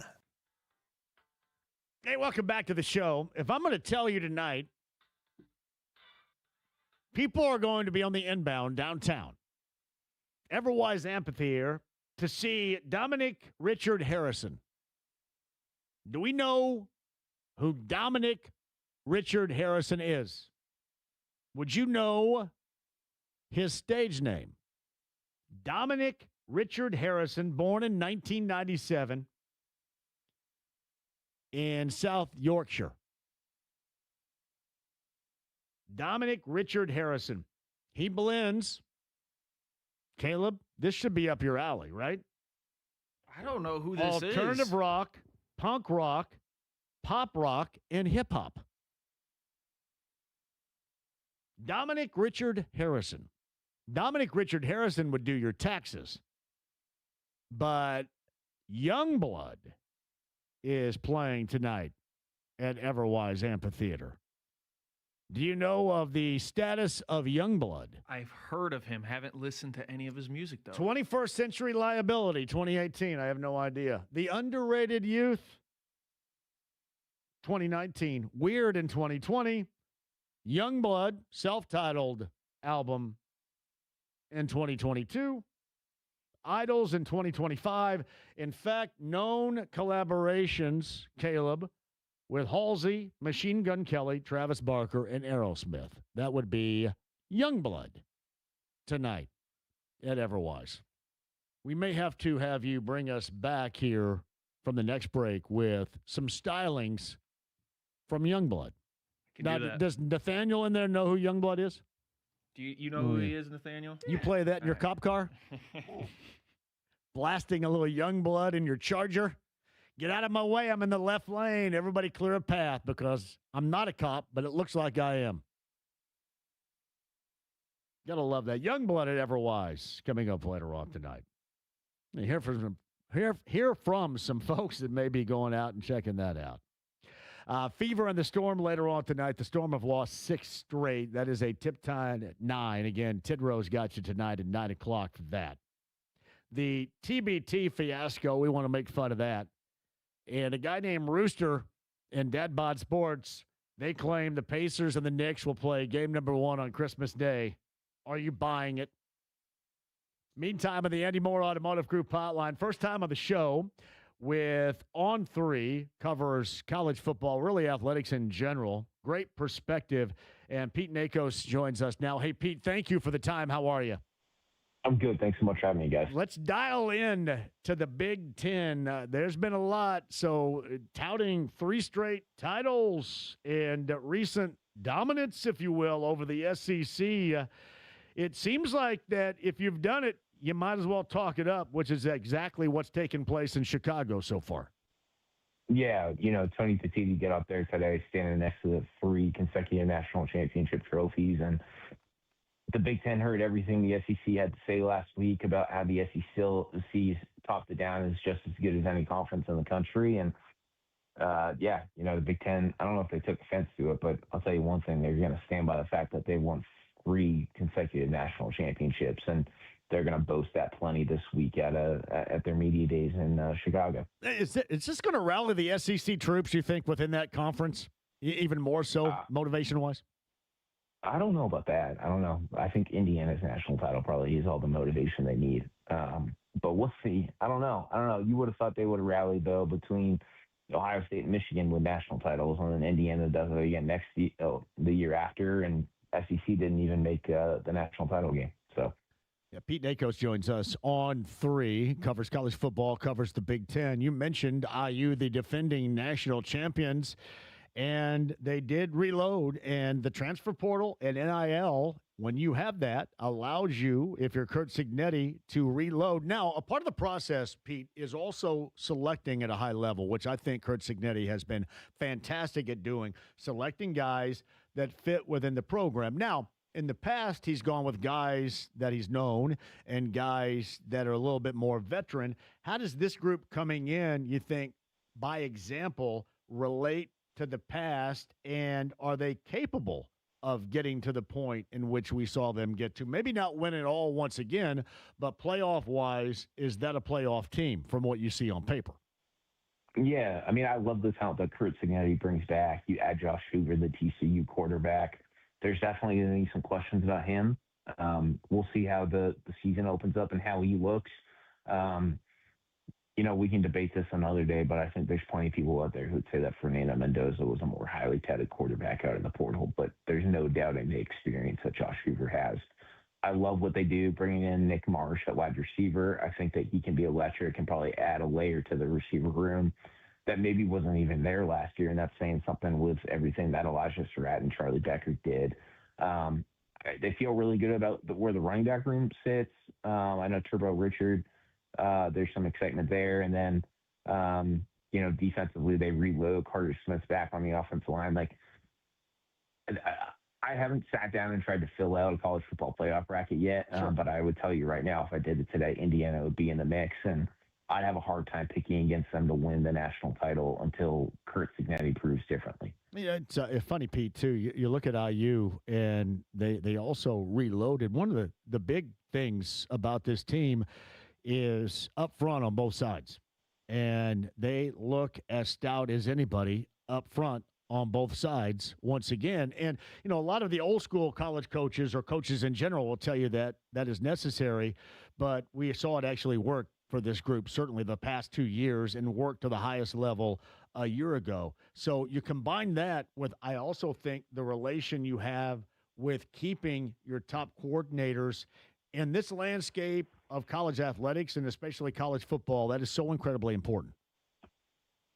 Yeah, it's so huge. And, everyone likes to try to say that the number that Indiana had on last year's roster is higher than it was. It was 18 to 20 million. I mean, that's not a lot of money. I think that really gives you a really good insight into how much Kurt did with what he had to work with and how he evaluated video and tape and stuff. And that roster, this year is going to cost more than that. I've been told, I think it's like 28 to 30 million. It's still not like the highest in college football, far from that, but it's super competitive, and they put the numbers to work. I mean, you don't get back Carter Smith cheap. You don't bring back Charlie Becker cheap. Like Indiana, for all the good they have done in the portal too, they've also stepped up in terms of paying what's necessary to retain the talent that was key to winning a national title in the first place. And that talent includes their coordinators, but I think that's also too, Pete, a part of the selection process, which people say, yeah, it's great to have a bunch of money. We're just going to have a windfall of cash and drop it on players and bring them in. But there is so much more to the strategy here. You have to make sure you bring dudes in that are going to fit the profile of your team. And Kurt Signetti has done that so far in the first 2 years at an incredible level. I think that's most important here. Sometimes even above the cash you have to spend is who you bring in. Yeah, what Mike Shanahan and Bryant Haynes have brought in terms of like toughness and systematically and understanding what SIG wants to do, I think it's off the charts in terms of what those two do from the top down in terms of just kind of building the culture that they want Indiana football to be. And I think it's really important to note too, like Bryant Haynes and Brian, like those guys, I mean, Mike Shanahan, Bryant Haynes, like those aren't like new guys to the Kurt Signetti way of thought. Like they'd been around it before. And I think that they came in and like instantly knew what the expectation was going to be and knew that, not winning games like that wasn't going to be okay. I think that had a lot to do with the reason why they've won so quickly. Now, we'll see how year 3 goes. And I'll just tell you this right now. We're going to be talking about, Mike Shanahan and Brian Haynes a lot the next 6 months in terms of coaching carousel. And they might be two of the hottest names when it comes to, seeing what jobs open and where they fit in. And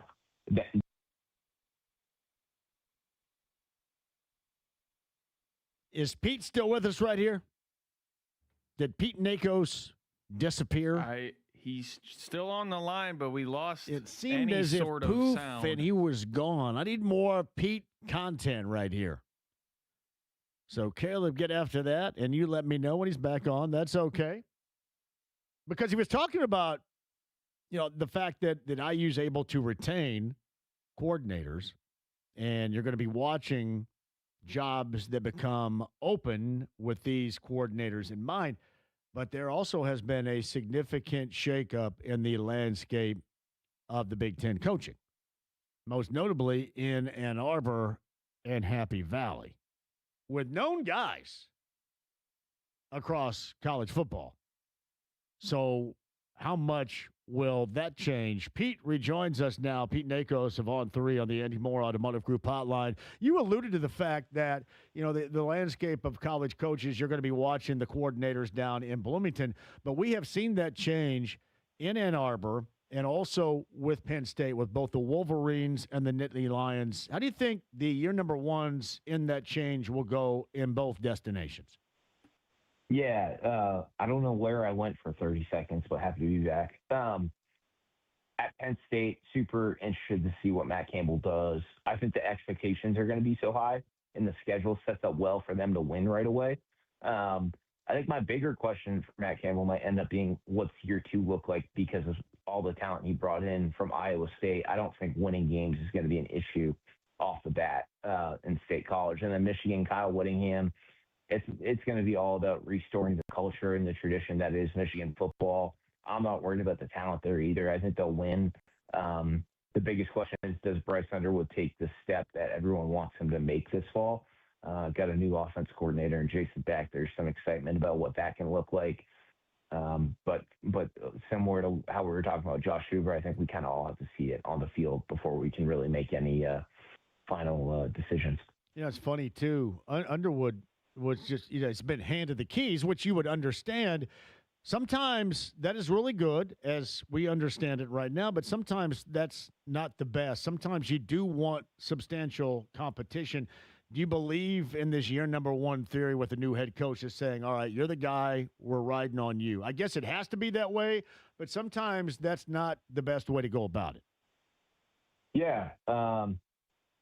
I think that's just kind of how it's going to have to work at some places, to be honest with you. Right. That's the challenge of this transfer portal era of, if you only have that one quarterback that you believe can start, whether they're ready or not, you kind of have to throw them out there. Yeah, and again, I mean, it's such a year-to-year thing, too. How do you think Oregon bounces back? Because they had everybody thought in the Peach Bowl they'd have something more for IU after IU beat them during the regular season out in Eugene. What do you think they have coming back? What do you like about their squad, which is also a high-dollar NIL squad with a great deal of talent on both sides of the football? Yeah, I know I just said 5 minutes ago I'm not going to pick against Kurt Signetti, but if there's a team that I would pick over Indiana right now or give it a lot of thought, it would probably be Oregon. I love what they have coming back. Dante Moore's arguably the best returning quarterback in college football. I think it's time that Dan Lannon gets this thing done. He's proven year in, year out that he can win at Oregon. Now he's got to kind of put it together in the playoffs. We'll see if he can do it this year. I think this roster, it has all the returning talent on paper for them to go deep in the playoff. Yeah, it's funny about Dante Moore. Sometimes the worst moments lead to the best moments. And he had some bad moments late, and you kind of wonder if that learning experience combined with the talent you're talking about across the board with this Ducks team can lead to something a little bit more, certainly than what we even witnessed a year ago. Yeah, that's a great point. So, again, Pete Nakos joins us on the Andy Moore Automotive Group hotline. Give me some outliers in the Big Ten. Some teams that you believe that are able, ready, willing, and able to make some major moves that we're not talking about here at the start. Yeah, I think Washington has the potential to really be a college football playoff dark horse. The fact that Devon Williams is back in Washington after an eventful 72 hours in January where he was going in the portal and then he didn't. I like how things look for the Huskies. Elsewhere, I don't know if I would call them an outlier. You're going to hear a lot of buzz about them this week, how USC can make the playoff. I'm not sold on the Trojans making the playoff yet, but I think they're going to be a much improved in a make or break year for Lincoln Riley and USC. I also feel like I can't call this team an outlier because they're always in it year in, year out, but I think Iowa and Kirk Ferentz will be relevant yet again. I think that Kirk Ferentz has found ways to continue to build consistent programs at Iowa. And then if I had to give you one more other one, I'm excited about Wisconsin. I think the schedule sets up well for them to win a lot of football games. We'll see how they look in week one against the Notre Dame team that they're going to play at Lambeau Field. That could be ugly, I think. But even if week one doesn't go great, I think the schedule sets up well for them to win some football games. And they invested like double the amount of money or something like that in this year's roster compared to where it was. They bring in Colton Joseph, this electric dual threat quarterback from Old Dominion, who, if he can stay healthy, I think would be a big plus for Wisconsin. So going into year 5, you alluded to Lincoln Riley at USC. He's had a lot of talent. The results certainly have not been there. Is this been a rather large disappointment so far for you and others that cover college football? I don't know about a disappointment. The fact that they haven't made the playoff and he's going into year 5, I would probably say is a disappointment for the USC administration. I also think that Lincoln Riley took over at USC during, one of the most turbulent times in college football with NIL in the portal. And I know that NIL hasn't exactly gone perfectly at USC. They've come a long ways, and the money is where it needs to be now to put together the kind of roster they need. I will tell you, though, that this is like make or break. Like, I will not be surprised if they're in the playoffs, and I won't be surprised if we're having a conversation in November about the fact that Lincoln Riley's on the hot seat. It's going to go one or two ways. It seems like it has to, because you go from Oklahoma to USC, you have those expectations. And then I think you look at the back-to-back national titles, you also look at what else is going on within your own league, and that becomes problematic too, right? Because then all of a sudden it was kind of unforeseen circumstances. I don't think anybody out there felt that they were going to be judged against Curt Cignetti and IU the way that they're being judged against that program and that head coach right now. Yeah, I completely agree with that. It's interesting to say the least. Barry Odom in Purdue. I don't know how much you've talked or thought about Purdue, but obviously we talk about that football program and trying to become reestablished. Is this a coach and program dynamic that you liked? And is there any way that they gather some footing this season in West Lafayette? Yeah, I'll start here. I think Barry Odom's the right coach for Purdue football. I think that his makeup fits what people want Purdue football to be.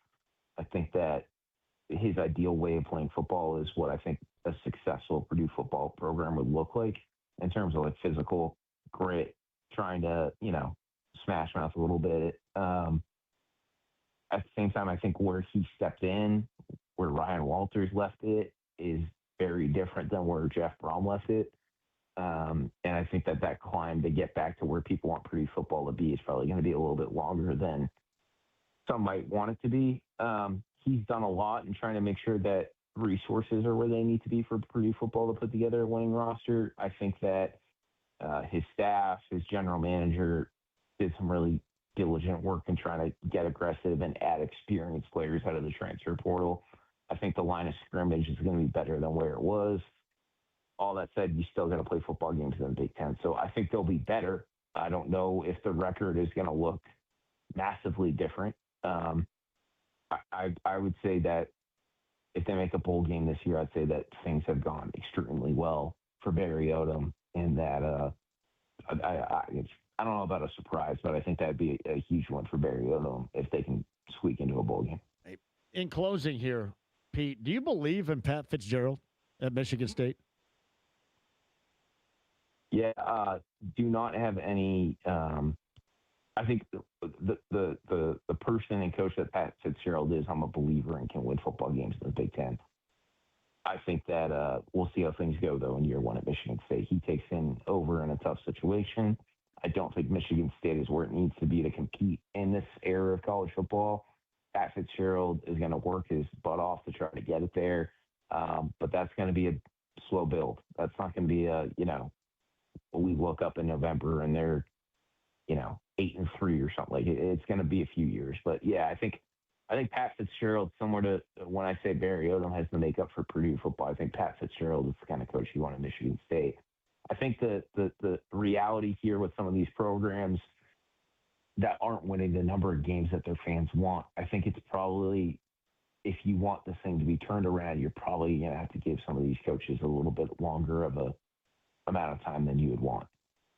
So Pete Nakos with us. Before I let you go, Pete's of On 3. This doesn't necessarily have to pertain to the Big Ten, but just your overall thought on the biggest story you have going in, Big Ten related or not, just across the college football landscape.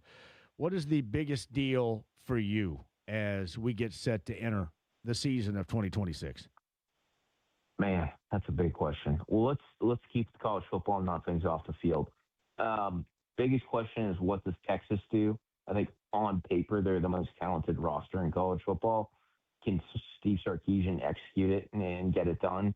I think, I alluded to some other, topics on here about USC and Oregon and things like this. I think that this Texas roster is so well funded, so elite in talent, has great coaches. If the Longhorns are not playing deep into the college football playoff, I think there's going to be some really tough questions that people are going to ask about Texas football after the year. All right.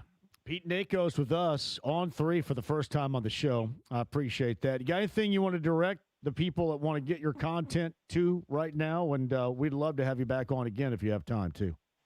Yeah, would love to come on as much as you guys want to have me. You can just find me on 3.com. Pete, I appreciate you, man. Good storylines here to start this college football season, and thanks for the input. We'll do it again soon.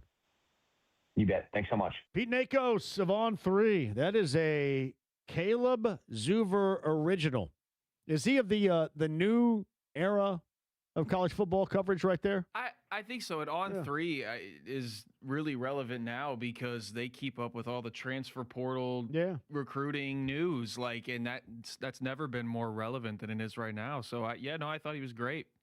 That is one of the new ones that Caleb put in the rotation right there, which is really the rotation becomes increasingly difficult to maintain. For one is we got 3 shows working here that are local, and we kind of want to do some things here in the afternoon that are a little bit different at times too. But we're also in an era where it is much more difficult unless you have established relationships to get coaches and players on. It just is. Like Barry Odom will come on as he's trying to establish footing in West Lafayette. I'll get Matt Painter on because I know him. IU is becoming increasingly more difficult. I will say this. Last year, Omar Cooper Jr. came on, and that is one of my favorite all-time IU players. And I think we had Tucker DeVries on, I think, last year as well. But it is more difficult now than ever because the players all have these deals or they want to get compensated for some of this stuff. And I'll flat tell you right now, the only person that's going to get compensated is going to be us. Seriously. I mean, you want to come on, you want to promote something, that's okay. Otherwise, we can move forward without you.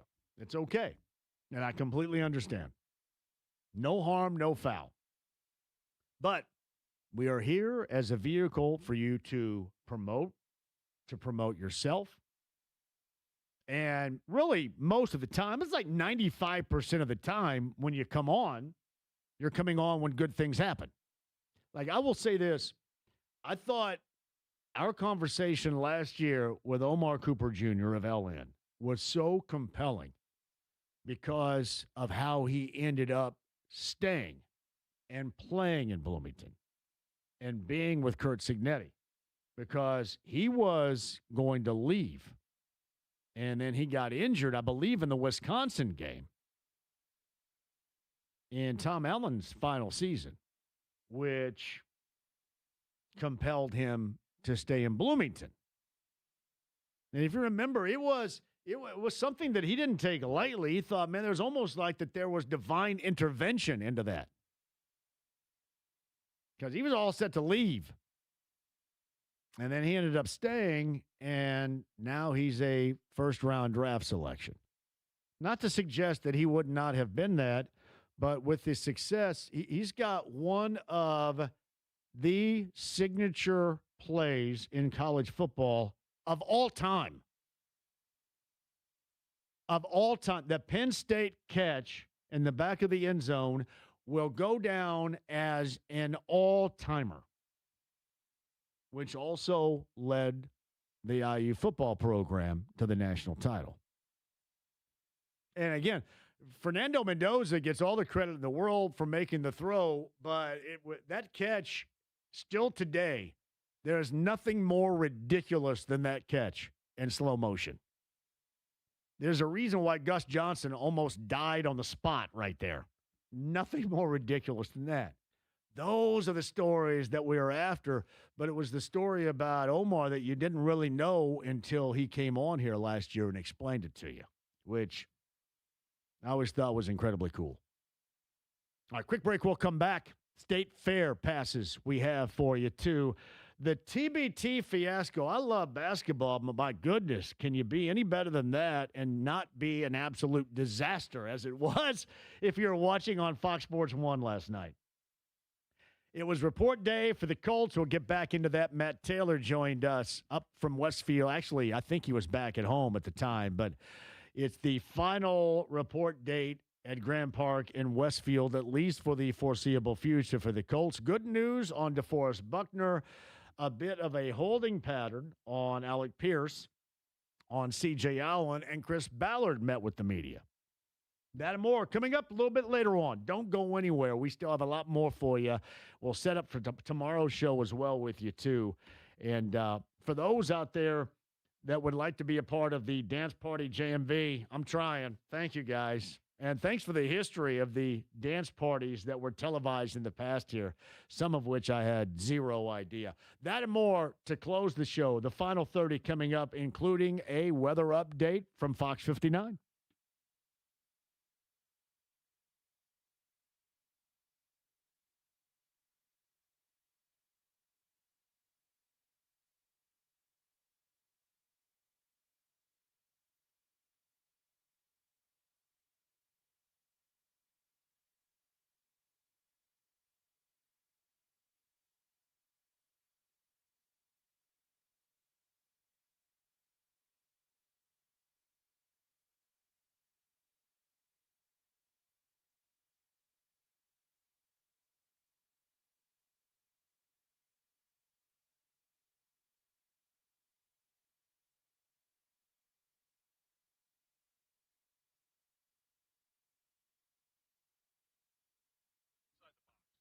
John for Andy Moore, Buick GMC 131st State Road 37. That is in Fishers. You guys ready for a new set of wheels, a new ride?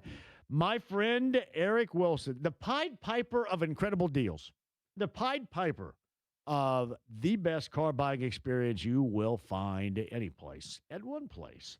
Andy Moore, Buick GMC in Fishers. So what am I talking about? Of course, I'm talking about the hottest auto manufacturer on the market right now, Buick. And the Buick Enclave. Have you test driven one of those yet? In a variety of styles, one will suit you and your family and your bank account as well. It is awesome what they have done. The hottest manufacturer is Buick. I know in the past people thought, Buick, it's for old people. For everybody right now. And you will love the Buick Enclave SUV. You'll love the inventory, the price tag, the service after the sale, and don't forget about the incentives to buy, which are big old fat car buying coupons you get to save you money. But you have to make that trek or go ahead and give them a call. Just make sure you get in touch with my friend Eric Wilson. Andy Moore, Buick GMC, 131st State Road 37 in Fishers.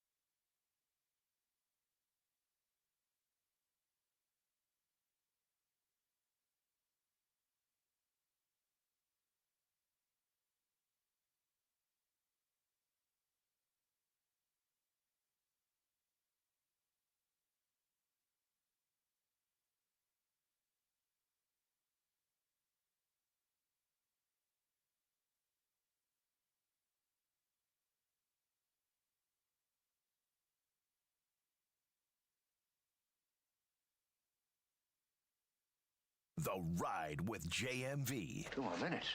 They could be miles off course. That's impossible. They're on instruments. This is going to be a real sweat. 93.5 and 107.5. The Fan. Your value to the team is being out there playing, all right? And if you're not, that hurts the team. Daniels last year was a little bit of a freak deal with the Achilles, and then he had the bone injury, versus Atlanta when he was. I don't think he even noticed it. Chris Ballard earlier today regarding Daniel Jones. Caleb, I before have also been referenced as, quote, a little bit of a freak deal. A little bit of a freak deal, and I'm actually proud of that. Yeah, that guy's a little bit of a freak deal. And that's what Chris Ballard referenced as the Achilles injury to Daniel Jones last year. A little bit of a freak deal. Me too. I should mention this as Pete Nakos just joined us, the podcast at 1075thefan.com. A lot of college football, Big Ten conversation right there. I saw this with the Big Ten Media Days going on. 31 Big Ten football writers who took part this year. We're giving predictions for the Big Ten season. Top team, according to the writers, Ohio State. Number 2, Oregon. Number 3, Indiana. Number 4, USC. According to the writers. Do you know who they have as last? Purdue. Hopefully, Barry Odom can make some headway with the program. Want to see that Boilermaker football program get involved. Ohio State, Oregon, Indiana, USC, Michigan, Penn State, Washington, Iowa, Illinois, Minnesota, Nebraska, Wisconsin. He said he liked Wisconsin. Wisconsin's kind of buried in this group right here, too. All right, as for Big Ten Player of the Year, would you like to fair a guess on who the writers around the Big Ten have selected? I'm going to say Jeremiah Smith.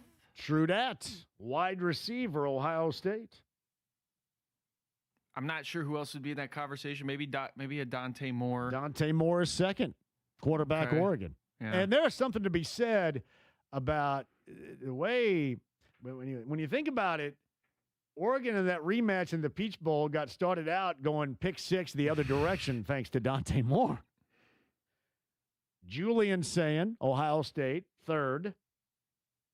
Josh Hoover is fifth on the list from IU. Turbo Richard, running back, is sixth on the list. Turbo Richard. Turbo Richard. That's a great name. And then Carter Smith is on that list. Left tackle for IU. Bo Jackson, running back, Ohio State. Yeah. Bo Jackson. He's got a long way to live up to that name, but he's the pro double dipper. What is it? In the fall? No, it's in the spring, I'm the natural. In the fall, I'm the gipper. That was a famous Bob and Tom skit. I'm Bo Jackson, the pro double dipper. In the spring, I'm the natural. In the fall, I'm the gipper. That was a really good line. Shout out to Bob and Tom. Hey, by the way, too, shout out to Bones Jones. That's Isaiah Jones getting a vote, too. Friend of the show, family friend of the show right there. JMV, this is from Dana in Brownsburg, wanting Caleb to play Zombie from Youngblood as a reentry. Youngblood is at the Everwise Amphitheater later on tonight. Corbin writes this, JMV, even the WWE is playing up to Pacers-Knicks rivalry. I think the NBA will too, so I'm buying it. That is true. The WWE is playing up Tyrese Halliburton and Jalen Brunson. Now, did that wrestling, that was in Madison Square Garden too, right? Oh, yeah. Okay. So maybe Rooster's onto something right here. Now, we also have another name that has jumped in on this. Evidently, Larry. It is Indy Larry, and it's Indy Larry with 2 R's and 2 Y's. Can I say something about this guy? Yeah. This is the same guy who I believe said LeBron was going back to Cleveland this year. So Indy Larry. Shaky ground there. Indy Larry with a whiff on the LeBron James destination. This is what, now it's at Indy Larry. Again, with 2 R's and 2 Y's, which is a little bit weird. NBA scheduling news. Pacers versus the Knicks, Madison Square Garden, noon, Christmas Day. Rematch of the Eastern Conference semifinals in 24 and the Eastern Conference finals in 25. And really, the lone competition the Knicks have had. Nobody else has really any competition. Yeah, that's been it. Tyrese Halliburton and the Pacers. The return of Halliburton to the Garden and the Knicks, the defending champions. You know, the more I will talk myself into why would that not be the case? You want to know why it's not the case? Because if you look around the NBA, those that cover nationally, they rarely, if ever, mention the Pacers. And I've said this before, the Pacers are so out of sight, out of mind. It is a rarity to be mentioned. Adam Thielen, is he going to be at ESPN for good now, or is he's not playing any longer, right? Is Adam Thielen retired, the wide receiver? Yeah, I just saw him doing NFL Live. He's actually pretty good. He was on there yesterday too. Yeah. Yeah, he's doing his media career now. Guest analyst. So does that mean he's doing it for free after the layoffs last week, or what are we doing? We're doing it for free. It must be. So Indy Larry has this as well. However, Indy Larry whiffed on the LeBron news. All right. That we shall see. This is from J-Law, JMV. I had Dick Tidrow's brother as a math teacher and coach in junior high. The Pleasant View Junior High Mighty Spartans. The brother of Dick Tidrow. No idea. You guys are all going with Rooster. Joe writes this. How are you going to leave out the downtown dance bar that started it all? Ike and Jonesy's. I apologize for that, Joe. Ike and Jonesy's was perfect. It was perfect for the late 80s and the 90s. It was like, hey, can you come and peg your jeans and find yourself some heeing and sheeing? It's beautiful. Never has Belle Biv DeVoe and Doomy been played as much as it was played at Ike and Jonesy's. We so miss that. You're right, Joe. That is my mistake. Jordan de Carmel says Pete disappeared just like the SEC from college football in the postseason. Thank you, Jordan. Derek says Jodeci at the Murat Old National Center, November the 8th. Jodeci is a fantastic show. I have seen them in the past. Come and talk to me. One of the all-time favorites right there. All right. Quick break. We'll come back. Indiana State Fair passes on the other side. We shall close out this show, which has been fantastic. Greg Rakestraw, voice of the Colts, Matt Taylor. The Colts reporting today. And for the first time on this show, Pete Nakos of On 3 a little bit earlier. The podcast at 1075thefan.com. I've been now down to just one day at a Colts camp. I believe I'm going to be somewhere else on one of these dates. I have been informed you are there on the 20th. Okay. On the 19th, I'm at the State Fair. Oh, man, so that's going to be a heck of a time, I'm at the State Fair, which is awesome. So if you have a pool for me, if somebody has a pool for me to drop into only August the 20th, you know what else is on August the 20th? Gene Simmons at the State Fair, who was on the show yesterday. If you missed that conversation, the podcast at 1075thefan.com. Set and ready for real. We shall take a break and come back. State Fair passes and more to close out this show. The Reds double dip today with Cleveland. The start, not so good. 6-5 losers in Cincinnati. And same two teams, I believe, coming up later on tonight around about 7:10 in the Queen City. The Guardians and the Reds. Quick break. We'll come back. State Fair passes for somebody on the other side with 93.5 and 107.5 The Fan.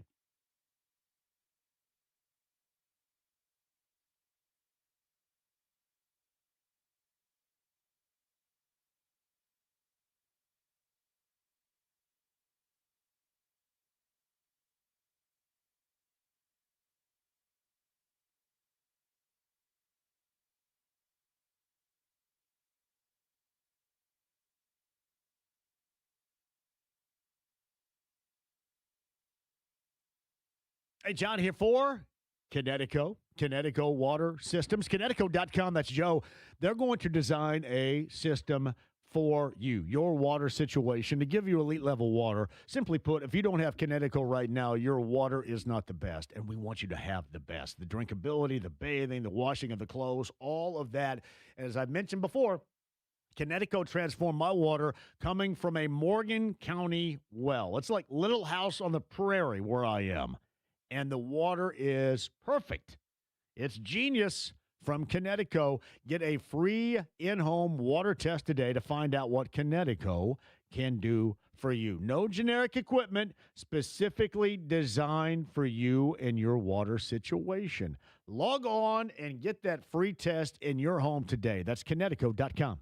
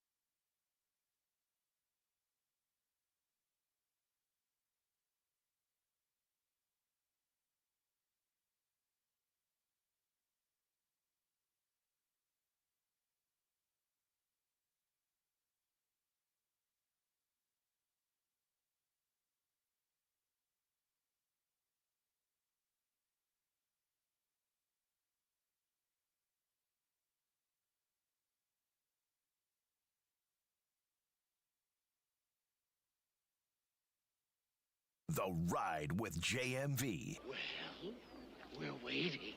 93.5 and 107.5. The Fan. This, ladies and gentlemen, Youngblood. Dominic Richard Harrison.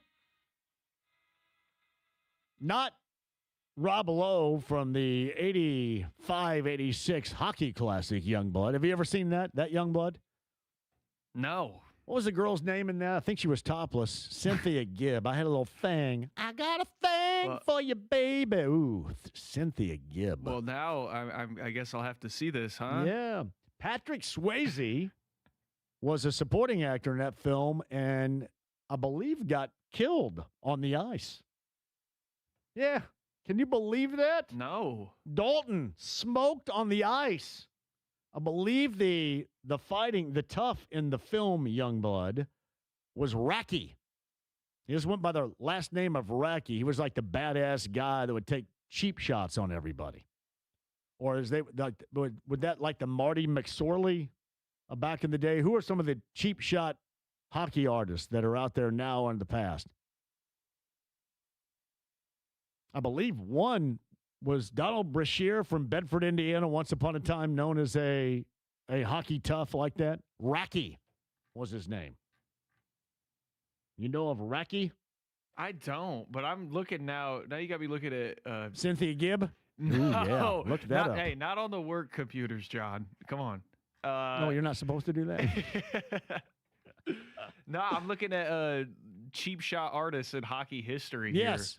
Here. Give me some names. Well, most recent names. Okay. Well, they say Mark Messier is one, but like he's a really good player too, right? Yeah, right. He's one of the all timers. Is Marty McSorley on that list?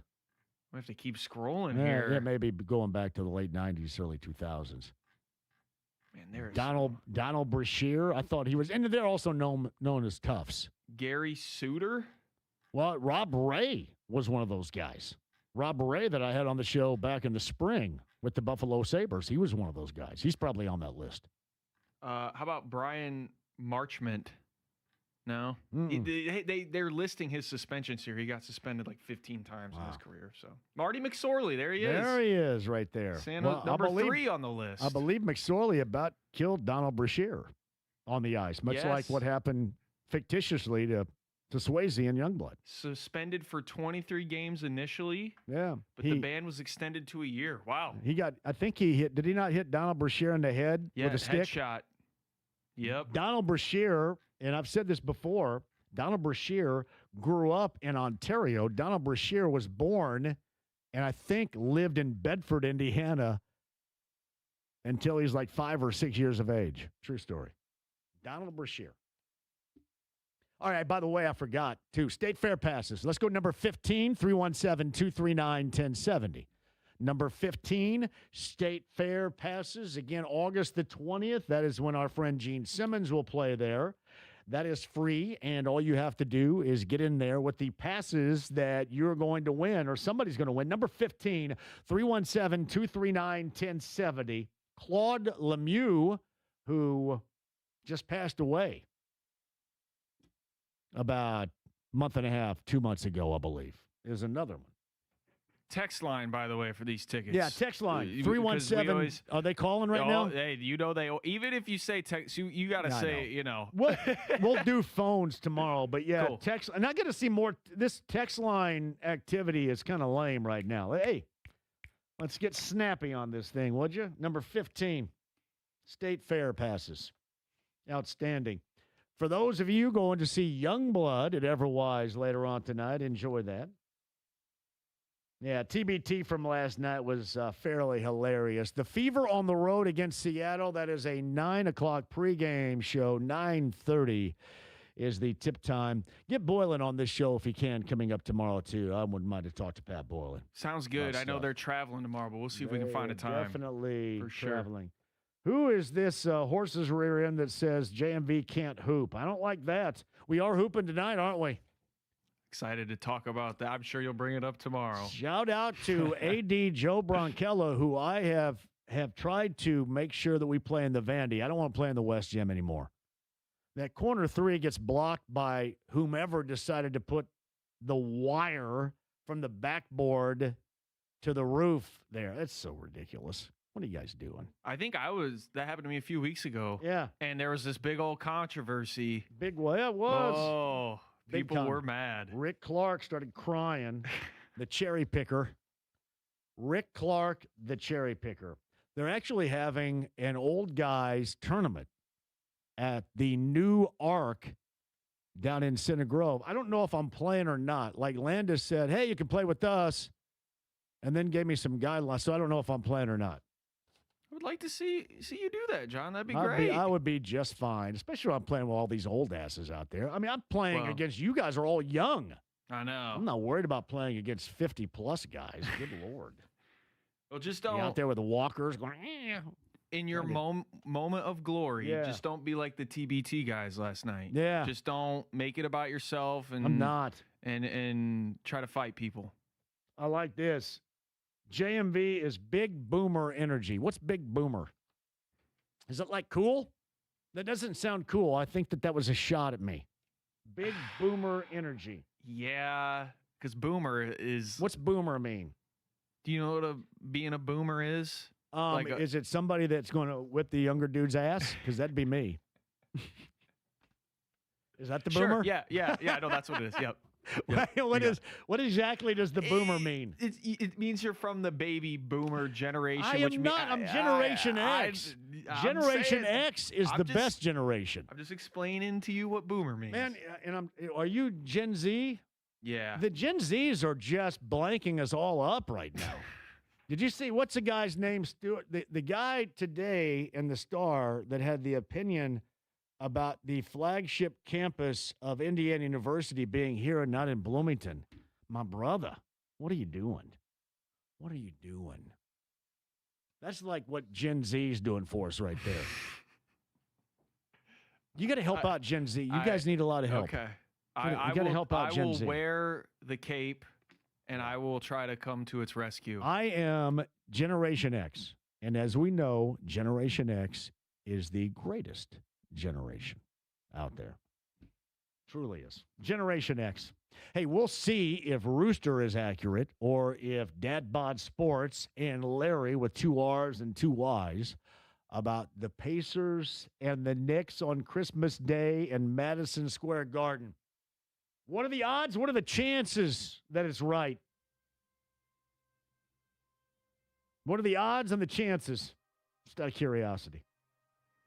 Oh, yeah, by the way, too, State Fair, one final thing. If you guys need somebody to take the place of the Beach Boys and of Bret Michaels, Dance Party JMV, much like Dance Party USA, much like Club MTV of the past, me and Skids and Dance Party JMV. And that's where we all get together. Generation X, Millennials, Boomers, Gen Z, even all you nerds can come too. All of us together. Dance Party JMV. See about that. You guys are awesome. I appreciate you. Always awesome. Caleb, great job out of you today. Pete Nakos, Greg Rakestraw, Matt Taylor, Podcast 1075, thefan.com. Same damn thing, but different storylines coming up for 3 hours tomorrow. 93.5, 1075, The Fan. Have a great night.